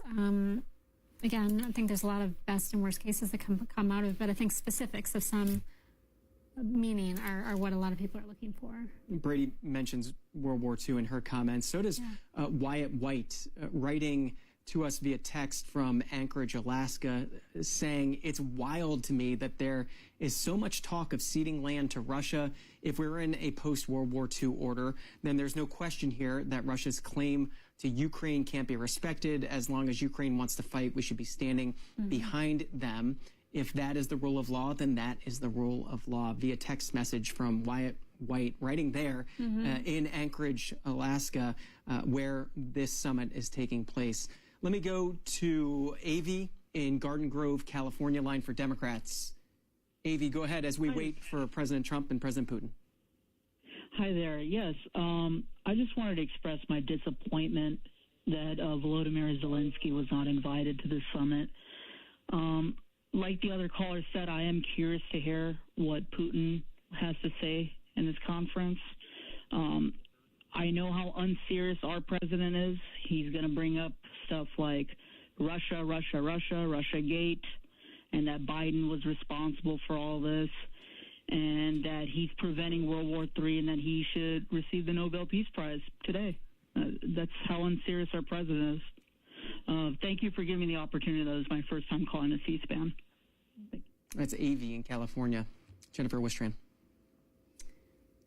I feel like this caller's comments were good and a good, rejoinder to the earlier caller's comments. People are looking for something concrete out of this, and they're looking for something concrete with respect to peace. And again, everyone rightly so bringing up the fact that President Zelensky is not there. How can you have if you step back and think seriously about how can you have even the beginnings of a discussion about peace when one of the two parties to the conflict is not there, and when it's the party that didn't start the conflict, right? We forget that Russia was the aggressor here, right? They are the ones that invaded Ukraine, and now you're having a discussion about peace, and Ukraine's not at the table. So, would it surprise you if we don't have a ceasefire agreement announced when they come out to the podium?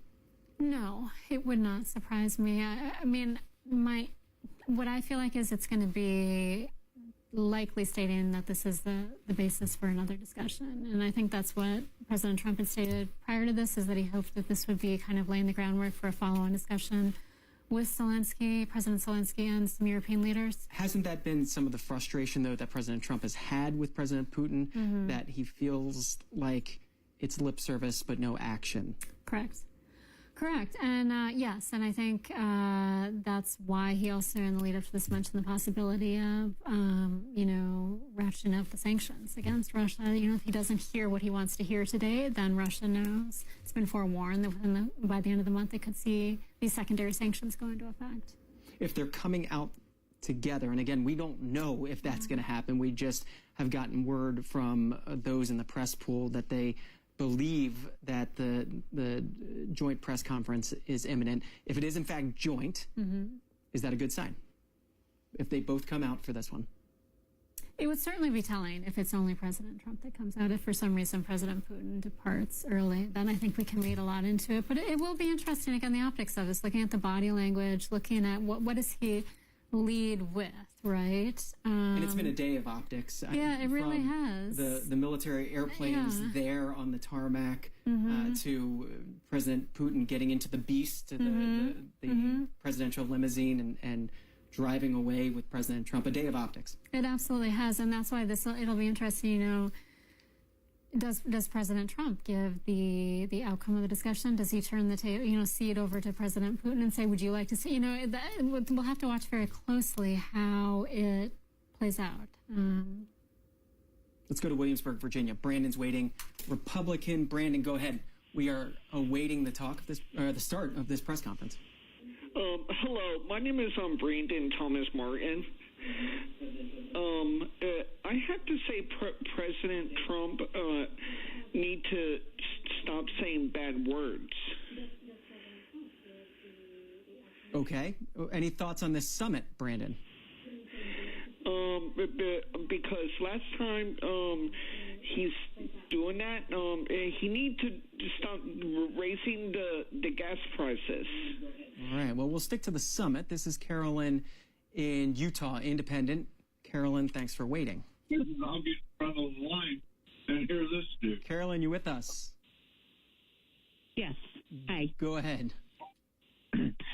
I am shocked and disturbed that they rolled out red carpet for Putin, and I'm concerned about there not being people in the Beast with the two of them, because we don't even know, what Trump would give.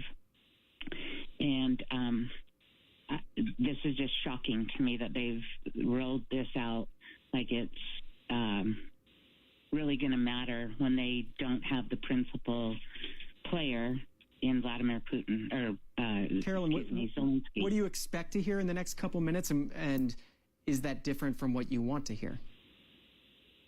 I expect that Trump will be giving him something more than just this meeting. And I don't want to hear that.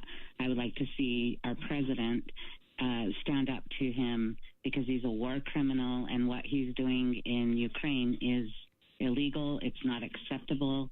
The whole world is watching, and he's just taking us down, in my view. That's Carolyn in Utah. Anything you want to follow up on? I think, again, very well stated. I think there's a lot of people who feel that way, that getting back to, has President Putin already won by getting this invitation and being able to come here, right? Is that enough at the end of the day? Because it shows that, the West and the U.S. is welcoming him back into the international order. That caller, again, concerned about the two of them being alone together. It harkens back to Helsinki. We've talked about this today. It's this concern about what could happen if they're alone together. And did that concern play into this original one-on-one meeting with just interpreters expanding to a 3-on-3 meeting? Obviously, we won't know today, and who knows when we'll know, but that continued concern expressed by that caller. No, absolutely. I don't know, and that could come down to a protocol issue. I don't know with these summits. That might be very typical that the two highest representatives, in this case the two leaders of two countries, do get to travel by car. So that's very possible that that's a protocol issue. I think it was significant that it was moved from the one-on-one to the 3-on-3 meeting, though, and I think that is probably because of what happened back in 2018. Nancy, Fresno, California Democrat. Go ahead. Thanks for waiting.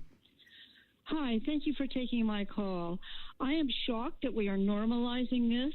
The butcher in the White House has no role in this war.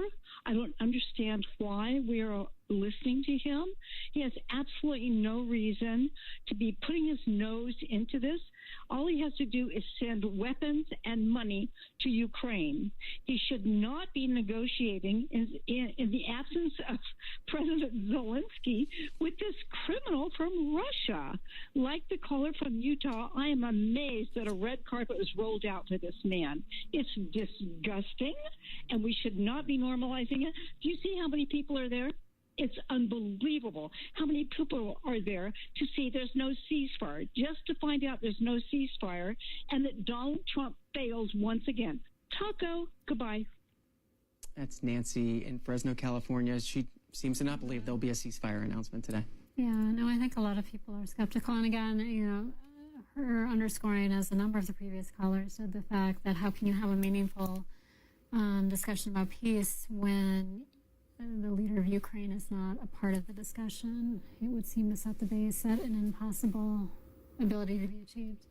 On the money, she says what we should be doing is sending weapons and arms. Just to remind viewers about the numbers at this point, we're just under $200 billion in weapons and arms. It began with a first tranche just less than a month after the invasion, within weeks of the invasion of Russia, back in the invasion of Ukraine in February of 2022. By March of that year, the United States was already sending some $14 billion, followed by $41 billion just 3 months later. The numbers continued to tick up over the months and years of this war as it's gone along. It was a big push towards the end of the Biden administration for arms and financial infusion, some $20 billion just in December of 2024, just before the Biden administration left office. And then we've seen Donald Trump change how he views supplying weapons and money to Ukraine. And we've seen this change to selling weapons to European allies with the expectation that those weapons would go to Ukraine. Can you provide some context to that process that the Trump administration has now put in place? Right. Yeah, absolutely. No, you did a great job encapsulating it. There have been the 5 bills that have been passed with a committed spending that's supposed to help the situation in Ukraine. That's financial, military, and humanitarian. But we do see a change from the Biden administration to the Trump administration, where the Trump administration is saying much more you need to do something in return. So whether that is the the mineral deal that was earlier mentioned, that, Ukraine should provide the U.S. with access to these minerals in exchange for getting support, that the U.S. will not just simply give weapons to either Ukraine or Europe, but it'll sell them to Europe, and Europe can do as it wants with them. The loan that was done with frozen Western assets at the end of last year that was then kind of turned around and used to support some of the war efforts. So this isn't unique, though, to the Ukraine context. We discussed a couple hours ago as well, looking at some of the ways that President Trump has been brokering peace deals around the world. And I mentioned the one just a week ago with Azerbaijan and Armenia, and that what happened in that deal? Part of getting that, and this is an ongoing 30-year conflict between those two countries. Again, two former Soviet republics, but ultimately they're brought to the table in the Oval Office just 1 week ago. And again, I think it's important that there wasn't actually, there is a peace deal that the two leaders, Azerbaijan and Armenia, have worked out. They haven't yet signed it. But what was significant about last week's meeting, I think, is the fact that what comes out of it is the U.S., by bringing those two together, by saying that they will commit to this peace agreement, then the U.S. has exclusive, supposedly economic rights to developing what's called the Middle Corridor, this area between Azerbaijan and Armenia that would ostensibly connect Europe through Turkey, through the South Caucasus, through Central Asia over to China. So this idea that there's an economic component to these peace agreements, I think we're seeing, and that's what we're seeing again too with Ukraine, right? That there's got to be what's the U.S. getting economically out of it? We're not just anymore giving something. And we talked about this a little bit earlier, but the Russian side and Vladimir Putin indicating there could be also discussions on nuclear negotiations. The U.S. right now, the U.S. nuclear arsenal consists of some 5,200 nuclear weapons. The Russian total is a little bit higher, some close to 5,600. But we saw that beginning to be mixed into this conversation as well. And so this becomes farther away from immediately Ukraine and war, and we have things like the economy and nuclear negotiations now, at least from the Russian side, being brought into this negotiation process. What does that mean? Yeah, it's an excellent question because it gets back to, what's the objective here? Were these other things, right, bilateral arms control agreements or other things, are they being brought in because both sides are trying to see what's going to be an effective mechanism to arrive at peace, or are they being brought in because those are really what people are more interested in? That President Putin is more interested in arms control and more interested in the sanctions being listed than he is actually in achieving peace in Ukraine, or he knows that that's potentially what he could use as a bargaining chip. So I think it's an excellent question. There almost seem to be too many things that are on the table here, and getting back to some of that caller's excellent points, the objective here should be to achieve peace. And to achieve peace, you've got to start with a ceasefire, and then move from there. Stop killing civilians, stop abducting children, stop doing all these things that have been taking place, and actually focus on the peace. And then, if by extension you're able to then reduce sanctions or deal with nuclear disarmament, that would seem to be a positive externality. But yeah, the fact that it's been kind of muddled in there is kind of forefront in the discussions. Back to the calls, and there are plenty. This is William, Miami, Florida, Independent. Thanks for waiting, William. Yes, thank you for taking my call. I'd like to, if I may, present a little bit of an overview. And may I begin it by saying I've had members of my family that are Democrat, Republican, Independent. I've had relatives that have been in the Marines, the Army, the Navy, myself, and Air Force ROTC. I have an uncle that used to serve or did serve in the First World War. I'm old enough to remember that. When I look at their service and I look at this administration that in their first 8 weeks, they have basically totally disgraced and alienated our allies. They've compromised our military. They've insulted our military leadership. They have given away our data, our security, our personal security. They have compromised so much in so many ways. In 8 weeks, the Soviet Union and the Russians could not have dreamed of accomplishing what was done, and they took 80 years, 8 decades, and we did that kind of destruction, that kind of undermining in 8 weeks. Furthermore, when you look at things like the trade agreement or the trade tariffs, all of a sudden, Russia is not listed as one of those people getting a tariff on it, one of those countries getting a tariff. And then you ask, well, why? Oh, because they're in this war situation. Oh, really? Then why isn't the Ukraine exempt from that also? No, we got a tariff Ukraine. Oh, that's interesting. Well, why is Belarus exempted the same as Russia? We don't really have an answer for that. This is all set up. This goes back from way back when. We basically have a Soviet-Russian agent in the White House. And when they have these private meetings, these are people that know hypnosis, they know mind control, they know personality control, and that's exactly what happens every time they meet. And you think these people going in with Putin are actually just translators? Got your point. That's William in Miami, Florida. One of the people who went in with Donald Trump, Special Envoy Steve Witkoff, has now entered the room and is seated at the front near the two podiums where we're expecting President Trump and President Putin to speak imminently. That meeting has now ended, at least the 3-on-3 meeting, and the reporters in the room clearly getting ready for the two to walk out. We're taking your phone calls as we wait as well and showing you live pictures of the room. This is Matt in Colorado Independence. Go ahead. Hello. Thanks for taking my call. What are you expecting to hear in the next couple minutes here, Matt? Oh, I have high hopes, low expectations. Obviously Trump is rarely a serious person. He's a strange individual and a strange leader for us. But I think it's a great thing for an American president to meet with a Russian leader. Of course, they can have a serious conversation about peace.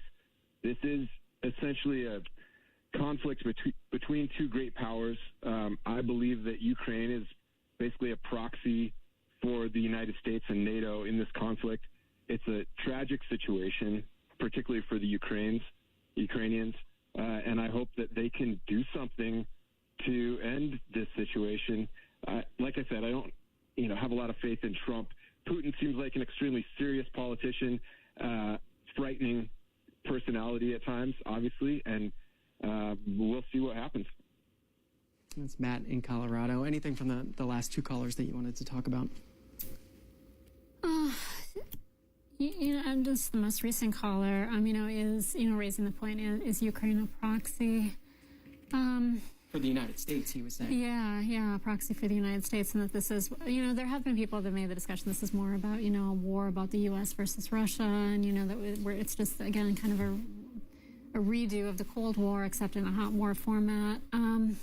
I don't know. I think again, we have to look at the perspective from the Russian perspective, and we talked about this a little bit earlier. That for them it was the unraveling of the Soviet Union, or for Putin it was, and the loss. Say it was the expansion of NATO East. It was, the loss of, the collapse of the Soviet Union, the loss of their standing, this bipolarity that we had, the U.S. and the USSR. It was the loss of the standing for Russia. It was the expansion then, when the former satellites, that's what we used to call Central Eastern Europe, got folded into Europe, many of them joining NATO, and that expansion. And so I think from at least President Putin's perspective, that's much more has been the threat to him.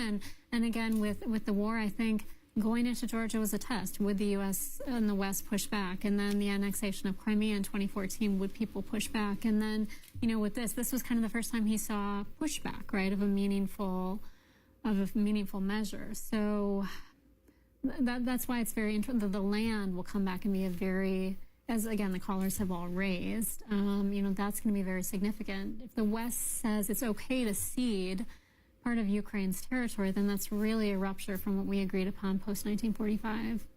So staying sort of into this history discussion for a second, this is Chip in Florida. Please ask your guest to discuss the earlier history of this conflict. We've done that, the breakup of the USSR and the Warsaw Pact, the reunion of East and West Germany and many of the Eastern Bloc countries democratizing. Also, and this is maybe where you can jump in, Russia's concern about the West deploying strategic missiles near their border. We've already had this discussion about nuclear weapons, but what would you say to Chip? Yeah, well, and obviously knows his history very well, right? And that's why I think we have to, it could be very easy to look at this, and I think for people who aren't looking historically to say, oh, this all dates to, February of 2022. Well, no, again, this is a much longer history that we're talking about, you do have to look at, the Soviet Union, which was in existence 1917 to 1991, which was composed of what became 15 independent countries. So it was 15 Soviet republics at the time. You had the Cold War, this nuclear buildup between the U.S. and the USSR. You had all of their kind of spheres of influence that we could look at in Africa and elsewhere, right? So it was this whole collapse in 1991 of the system. But the one who ended up kind of coming out on top in this was the U.S., right? We essentially won the Cold War and USSR and coming out of that, Russia in particular, being humiliated, I would say, in the 1990s by the position they had on the world stage. And President Putin never forgetting that and very much having this conquest then of wanting to reconstitute in what way possible the esteem that Russia and the USSR once had, and getting back to, again, why just being invited to a summit like this is part of that reclaiming for him, for Russia. They're standing on the international stage, that they can be respected in the same way that a French leader or UK leader would be. Should note that Secretary of Defense Pete Hegseth, Howard Lutnick, Caroline Leavitt is in the room as well now, so it seems like all the major principals, Marco Rubio, the Secretary of State, now sitting down as well. So this looks to be very imminent, and we will go to it as soon as Donald Trump and Vladimir Putin walk in the room. In the meantime, Karen, Missouri, Democrat, good morning. Hi. There's a lot of things that you can go into and read into the Russia, Trump, Israel, and I believe all of it's tied in. The amount of money that the Trump Corporation and the things that are being gained, let's go in and take Gaza, him and Trump. Now we're over in Russia. Him and Putin's going to go take Ukraine. There's a little bit more pushback there. But Karen, all of these things are direct. When you say we're in Russia, what do you mean? Pardon? You said now we're in Russia. What do you mean by that? Well, I mean, now we're talking to Putin. All this time, and then all of a sudden, after the Israel and Netanyahu has done his due in Gaza, and that's all taken place the way they wanted, it's happening on the other side. And I believe we're going to see similar of the resolution that Trump and Netanyahu have for Gaza. That's Karen in Missouri. This is Kay in Ohio. And we will actually go take you live to the press conference.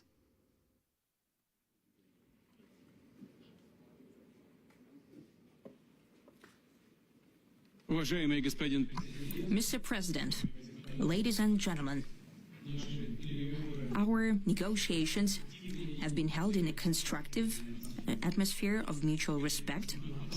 We have very thorough negotiations that were quite useful. I would like to thank once again my American counterpart for the proposal to travel out here to Alaska. It only makes sense that we've met here because our countries, though separated by the oceans, are close neighbors. So when we've met, when I came out of the plane and I've said, "Good afternoon, dear neighbor. Very good to see you. In good health and to see you alive." I think that is very neighborly.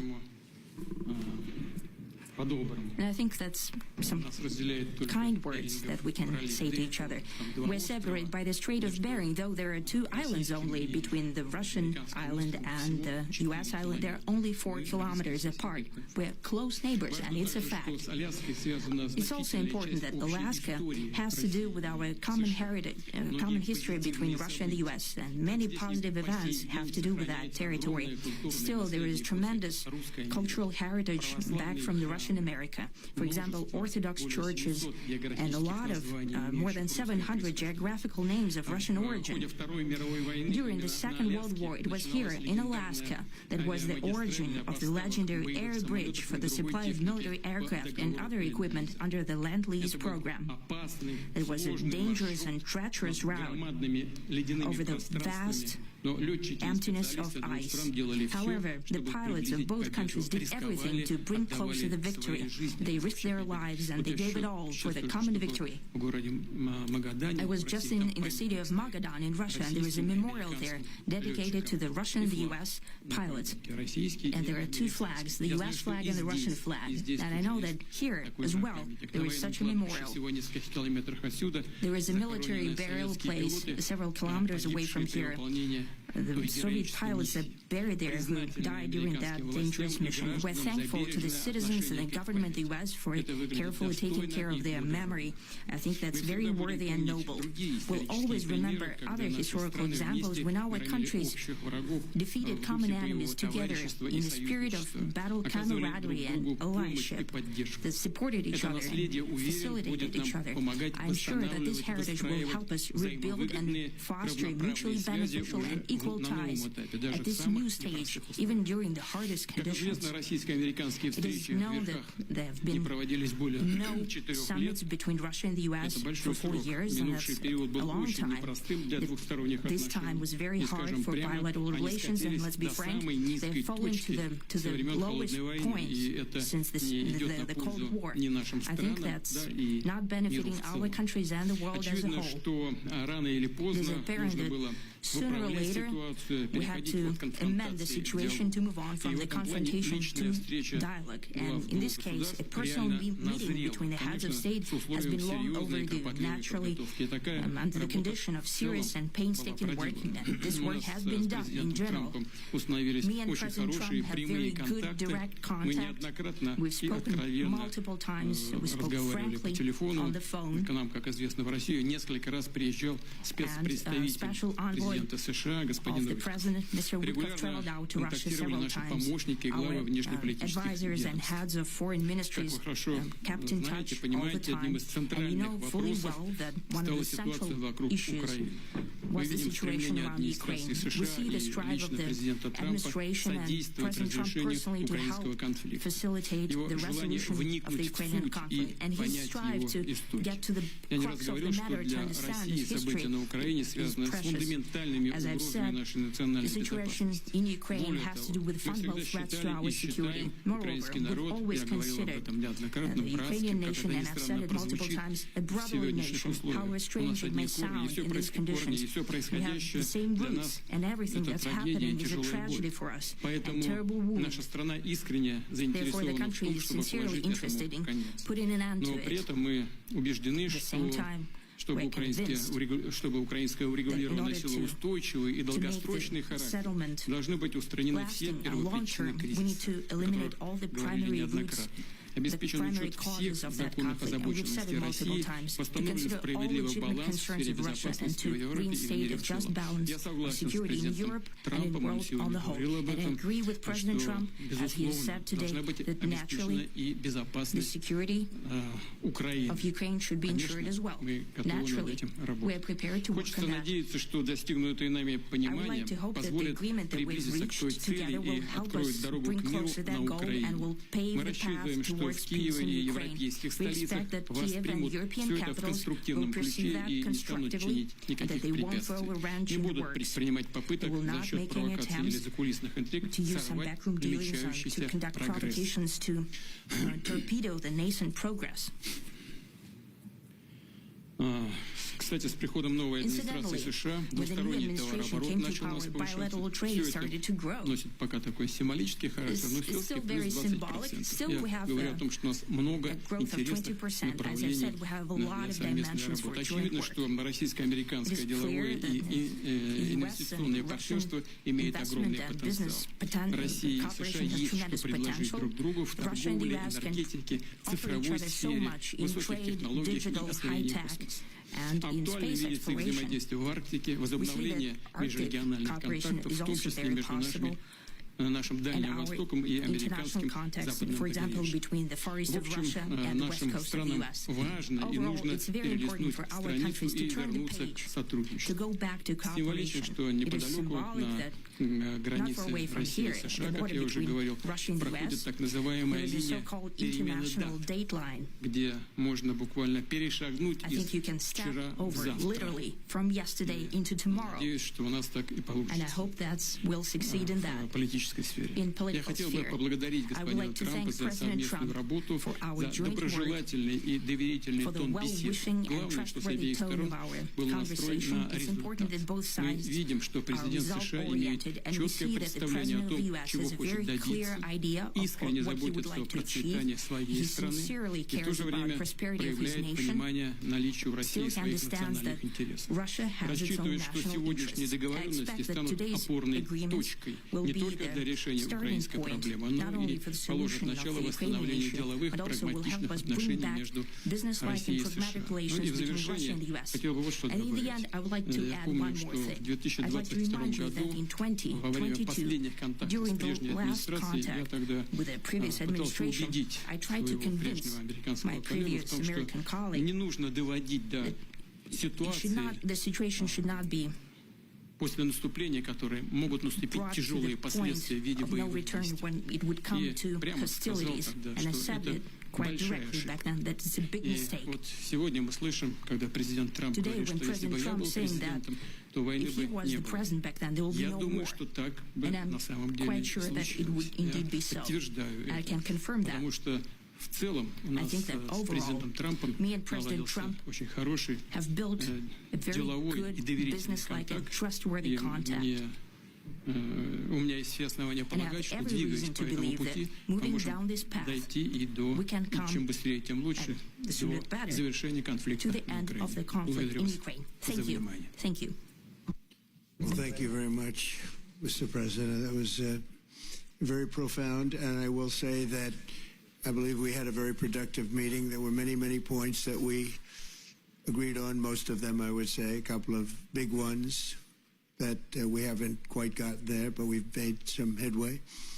So there's no deal until there's a deal. I will call up NATO in a little while. I will call up the various people that I think are appropriate, and I'll, of course, call up President Zelensky and tell him about today's meeting. It's ultimately up to them. They're going to have to agree with what Marco and Steve and some of the great people from the Trump administration who've come here, Scott and John Radcliffe. Thank you very much. But we have some of our really great leaders. They've been doing a phenomenal job.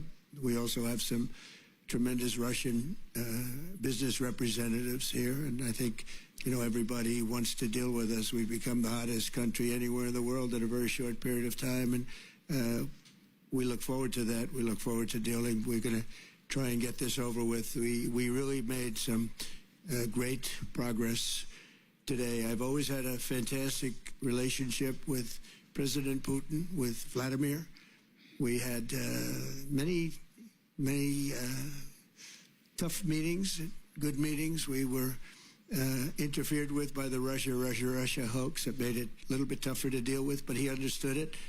I think he's probably seen things like that during the course of his career. He's seen it all, but we had to put up with the Russia hoax. He knew it was a hoax, and I knew it was a hoax, but what was done was very criminal. But it made it harder for us to deal as a country in terms of the business and all of the things that we'd like to have dealt with. But we'll have a good chance when this is over. So just to put it very quickly, I'm going to start making a few phone calls and tell them what happened. But we had an extremely productive meeting, and many points were agreed to. There are just a very few that are left. Some are not that significant. One is probably the most significant, but we have a very good chance of getting there. We didn't get there, but we have a very good chance of getting there. I would like to thank President Putin and his entire team, whose faces, who I know in many cases, other than that, whose faces I get to see all the time in the newspapers. You're almost as famous as the boss, but especially this one right over here. But we had some good meetings over the years, right? Good, productive meetings over the years, and we hope to have that in the future. But let's do the most productive one right now. We're going to stop really 5, 6, 7,000, thousands of people a week from being killed, and President Putin wants to see that as much as I do. So, again, Mr. President, I'd like to thank you very much, and we'll speak to you very soon and probably see you again very soon. Thank you very much, Vladimir. Next time in Moscow. Oh, that's an interesting one. I don't know. I'll get a little heat on that one, but I could see it possibly happening. Thank you very much, Vladimir. And thank you all. Thank you. Thank you. Thank you so much.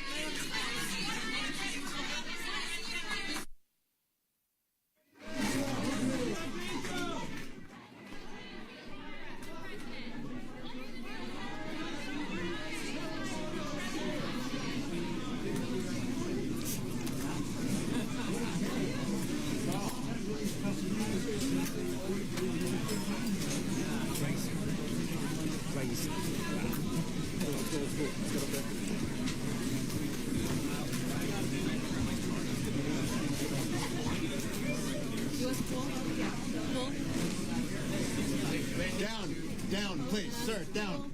Down, please, thank you, thank you. Okay, you're moving the pool. They're rushing the pool. Thank you.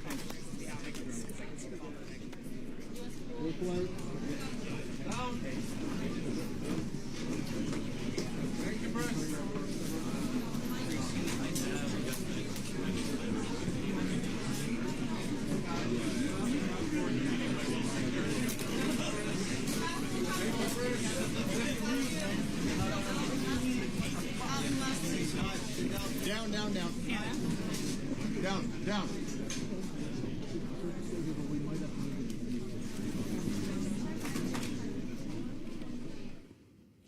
And we are getting your reaction. A short discussion, 2 short statements from Vladimir Putin first and Donald Trump second. No questions taken from the many gathered press pool there in Anchorage, Alaska. And it seems that the two men are on their way and likely to head to their planes and head home. We'll continue to follow developments and take your phone calls. Again, here's how you can join the conversation and let us know what you thought of this meeting. We've got phone lines for Democrats, Republicans, and independents. We'll put those numbers up on the screen for you to call in. We'll also look for your text messages as well. So go ahead and join us via your favorite medium. And we continue to be, as we have all afternoon long, with Jennifer Wistrand, a Russia and Ukraine expert, has analyzed this for years, teaches on the subject at Georgetown University.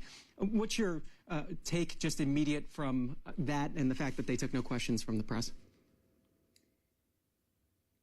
It's interesting. I mean, it was a very, very short discussion. It's interesting, President Putin spoke first, and I mean, the points I took down, emphasizing neighborliness, right? Wanting to talk about. And we'll get to that in just a second. We'll make sure that our viewers can hear Jennifer Wistrand. We'll fix your mic in just a second, and we'll take calls from viewers. Here's some of the top line notes from the statement that Donald Trump made, saying there's no deal until there's a deal. Promised to call up the European Union leaders and President Zelensky to inform them about their conversation. Called an extremely productive meeting, though few details were offered about what happened, what made it productive, saying we're going to stop the killing of many thousands of people a week in the war in Ukraine. So those are some of the top line statements from Donald Trump, and we want to hear your thoughts. You watched it alongside us. We've got phone lines for Democrats, Republicans, and independents for you to call in. And we will begin with Marion in Seaside, California. Democrat, Marion, what'd you think? Well, it was kind of interesting, but it was not fulfilling for me because I feel Trump, he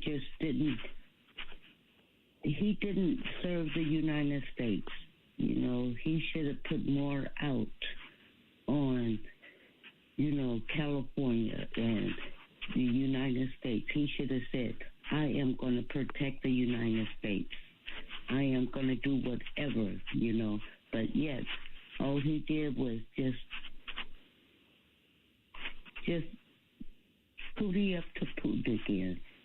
That's Mary in California. Jennifer Wistrand, now that we can hear you, what was your reaction to that meeting? Very interesting. First, as you underscore the short length of it, right? I think we were expecting a lengthy discussion between the two leaders, a bit of back and forth, and then questions from the audience members. We saw a large number of people assembled for the discussion.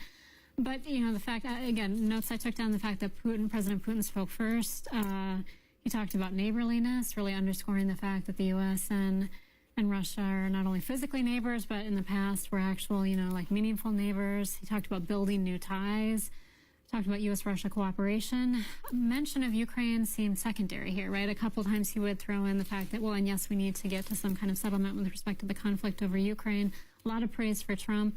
And then when President Trump comes up, similarly, praise for President Putin, and then mentioned, you know, he was going to call NATO, he's going to call President Zelensky, he talked about making some phone calls, that there were many points that were met, a few that they still need to meet, but nothing, not mentioning to the public anyway in this press conference anything concrete. And then a very interesting meeting, a point at the end when President Putin says, well, you know, when President Trump says we're going to meet again, and President Putin says, yes, next time maybe in Moscow. Moscow. Yeah. So that was an interesting. I think a lot of people weren't expecting to hear that. But 12 minutes flat was that meeting. Very short, right? I think there was a lot of expectation that they might take some questions from the press. Exactly. And there's probably reasons for which they're not doing that, right? They don't want to, because they know the questions are going to be asking for very concrete details. So when President Trump made the comments, you know, we agreed on many things, but some we didn't. Obviously, a follow-on question from the press would be, what did you agree on and what did you not agree on? When he says that we're going to stop the killing of many thousands of people a week, does that mean a ceasefire was agreed to or not? Right. I know, it begets that question, right? Did they agree to a ceasefire or not? But again, neither of them was willing to make anything. It was very kind of, again, your 30,000 level. Again, Putin emphasizing neighborliness, you know, ties. It seems that the discussion was, one could intuit that the discussion was more about how are we going to reconnect, you know, economically and whatnot between Russia and the U.S. than other things, than again, focusing on Ukraine. But again, it's difficult to extrapolate because so little was communicated. Do we think we understand now why there wasn't that larger meeting that took place after the 3-on-3, which is what we're expecting? Does that mean that there was more detailed discussions that were supposed to happen in that meeting that may not have happened since they didn't share any of those details?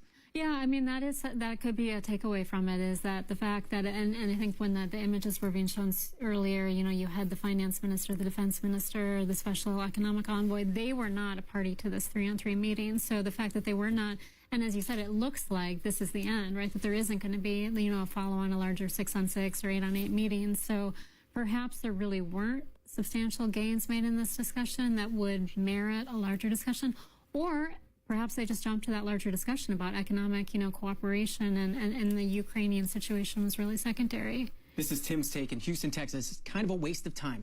No details given, just vague posturing at a potential deal. Seems like they want people to believe they made more progress than they really did. I hope to hear a mention of a ceasefire, but as they didn't even mention it, I am very disappointed. That's how Tim wraps up his feelings right now. We're asking you to call in, let us know. This is Lupe out of California. Good morning. Go ahead. Or good afternoon, I should say. And good evening if you're on the West Coast. It's still afternoon in California. 12 minutes, huh? Yeah. But anyway, no, to me, it was kind of like it was coming on stage, both of them, and they were prompt, and they really didn't know what they were saying. But what I thought was really crazy was it was like when he came out in the White House with Putin, and to me, he prostituted out the White House. When he hugged that flag one time, on Trump's side, he smeared our flag. And now they have a red carpet out here for both of them. So as far as I'm concerned, they talked about nothing. They wasted my time waiting for this, and they said nothing. They're a pair of earrings. In Spanish, they say, un par de aretitos. They listen to each other's comments, praises, and everything. So one thing they did forget about this whole meeting, they left God out of the equation. So this meeting went nowhere, absolutely nowhere. Lupe in California. What are your thoughts about Vladimir Putin speaking first at a summit hosted in the United States by President Trump, who arrived first and was there to greet but Vladimir Putin gets the first word during the press conference. Isn't that unusual? It would seem unusual. And again, if we step back and just look at the interactions between the two, or you earlier aired the discussion between President Zelensky, President Trump, Vice President Vance in the White House, and we saw how that went from conciliatory to very aggressive on the part of all parties there, and you certainly didn't see any of that in this. So we know that President Trump is not afraid to allow himself to either be conciliatory or less conciliatory, and so in this case he was very kind of acquiescent to President Putin, allowing him to speak first, allowing him to get all of his points out, not interrupting him in any way. So I think that is telling, suggestive that at least the U.S. side got something out of it that it was looking for. Otherwise, it seems that it would have been a much more contentious discussion, or that it would not have they wouldn't have even had a 12-minute discussion. They would have just aborted that altogether. 12 minutes flat. That's what it was. No questions taken from the press. This is Eugenie in the Keystone State of Pennsylvania, Republican. Good evening. Good evening. I just would like to say that I was rather happy with the meeting. I know that they didn't have any questions. And also just for the sheer fact that he let Putin speak, it's being neighborly. He is a guest in our country, basically. What were you happy about, Eugenie? Because this is the path of negotiations. You just can't sit there and just, you have to negotiate with everything. And Donald Trump our president is a good negotiator, no matter what anybody says. And I think there's a lot of stuff that probably went on behind closed doors that, they didn't want to bring any attention to yet until, things are finally said and done. I agree with the fact that, no, they didn't want to take any questions, because then they would have been grilled on something that they're not ready to answer yet. I tell you who I think is probably getting a lot of questions right now is the White House press secretary and press aides. All the press that was gathered there probably looking for any more details than what was shared. So we'll see if anything more comes out, or if anything more is being reported here as we continue to take your calls and simply get your reaction to that 12 minutes. It was about 2 hours and 45 minutes of meeting and 12 minutes of a press conference. This is Ricardo in Florida, Independent. Go ahead. Hi, this is Ricardo. While the Trump-Putin summit addresses global issues, I think we should also focus on the crisis at home, nursing shortages. We're struggling with understaffing. And Ricardo, certainly an important issue, but I've got a lot of people waiting to talk about this summit. Do you have any comments on that? Then we go to Christine in Farmington, New Mexico, Republican. Go ahead. Hi, how are you doing this evening? Doing well. What were your thoughts on that press conference? I was really surprised that President Putin spoke first, and really for so long. And I was kind of surprised to hear him talk a lot about being a neighbors and whatnot. But I was really shocked that they didn't say anything about their conversation. But I was encouraged to hear that many, many lives will be saved. So that was my main takeaway. That's Christine in New Mexico. This is David in Vista, California, Democrat. Go ahead. Hey, I'm David. Hey, I'm a C-SPAN fan. Appreciate that, David. What'd you think? It was worth the long wait. I waited with the press corps, fluffing and buffing my own shirt collar. It was amazing that Putin was allowed the audience that he got. I mean, this guy is bombing as we speak. Killing innocent Ukrainians are his job. And I was watching the body language above all else. He plays our president like a pawn. It's so embarrassing, and it's just so consistent. I'm watching them right now on the red carpet, and our boy is glad-handing a fascist murderer, and he's the head of a third-rate economy, and he's the richest man in the world because he's all about oligarchy. Trump's learning from him, and he's learning to keep quiet, and he's learning to be private. This invitation to go into private session and not after my long wait today, not be allowed to hear what of substance could have happened if Volodymyr himself is not invited. This is a setup. It's one bad reality TV stage show, complete with a red carpet, a mini puppeteer from Russia, from his third-rate country, to the bloated, bloviating numbskull from the United States. David, got your point. That's David in California. You mentioned Volodymyr Zelensky. President Trump did say he expects to call up President Zelensky to talk about what was being discussed and call up European leaders as well. So we would expect, even if there's nothing more forthcoming from the White House, that the heads of the European countries, Volodymyr Zelensky certainly has been not shy about tweeting out what his thoughts about this meeting today. So we're probably going to learn more details pretty soon here, correct? I would assume so. I would assume there needs to be something further that's disseminated. Yeah, I mean, Trump was very clear. Some of the very concrete comments he did make, where he said he was going to call NATO, he said he was going to call Zelensky.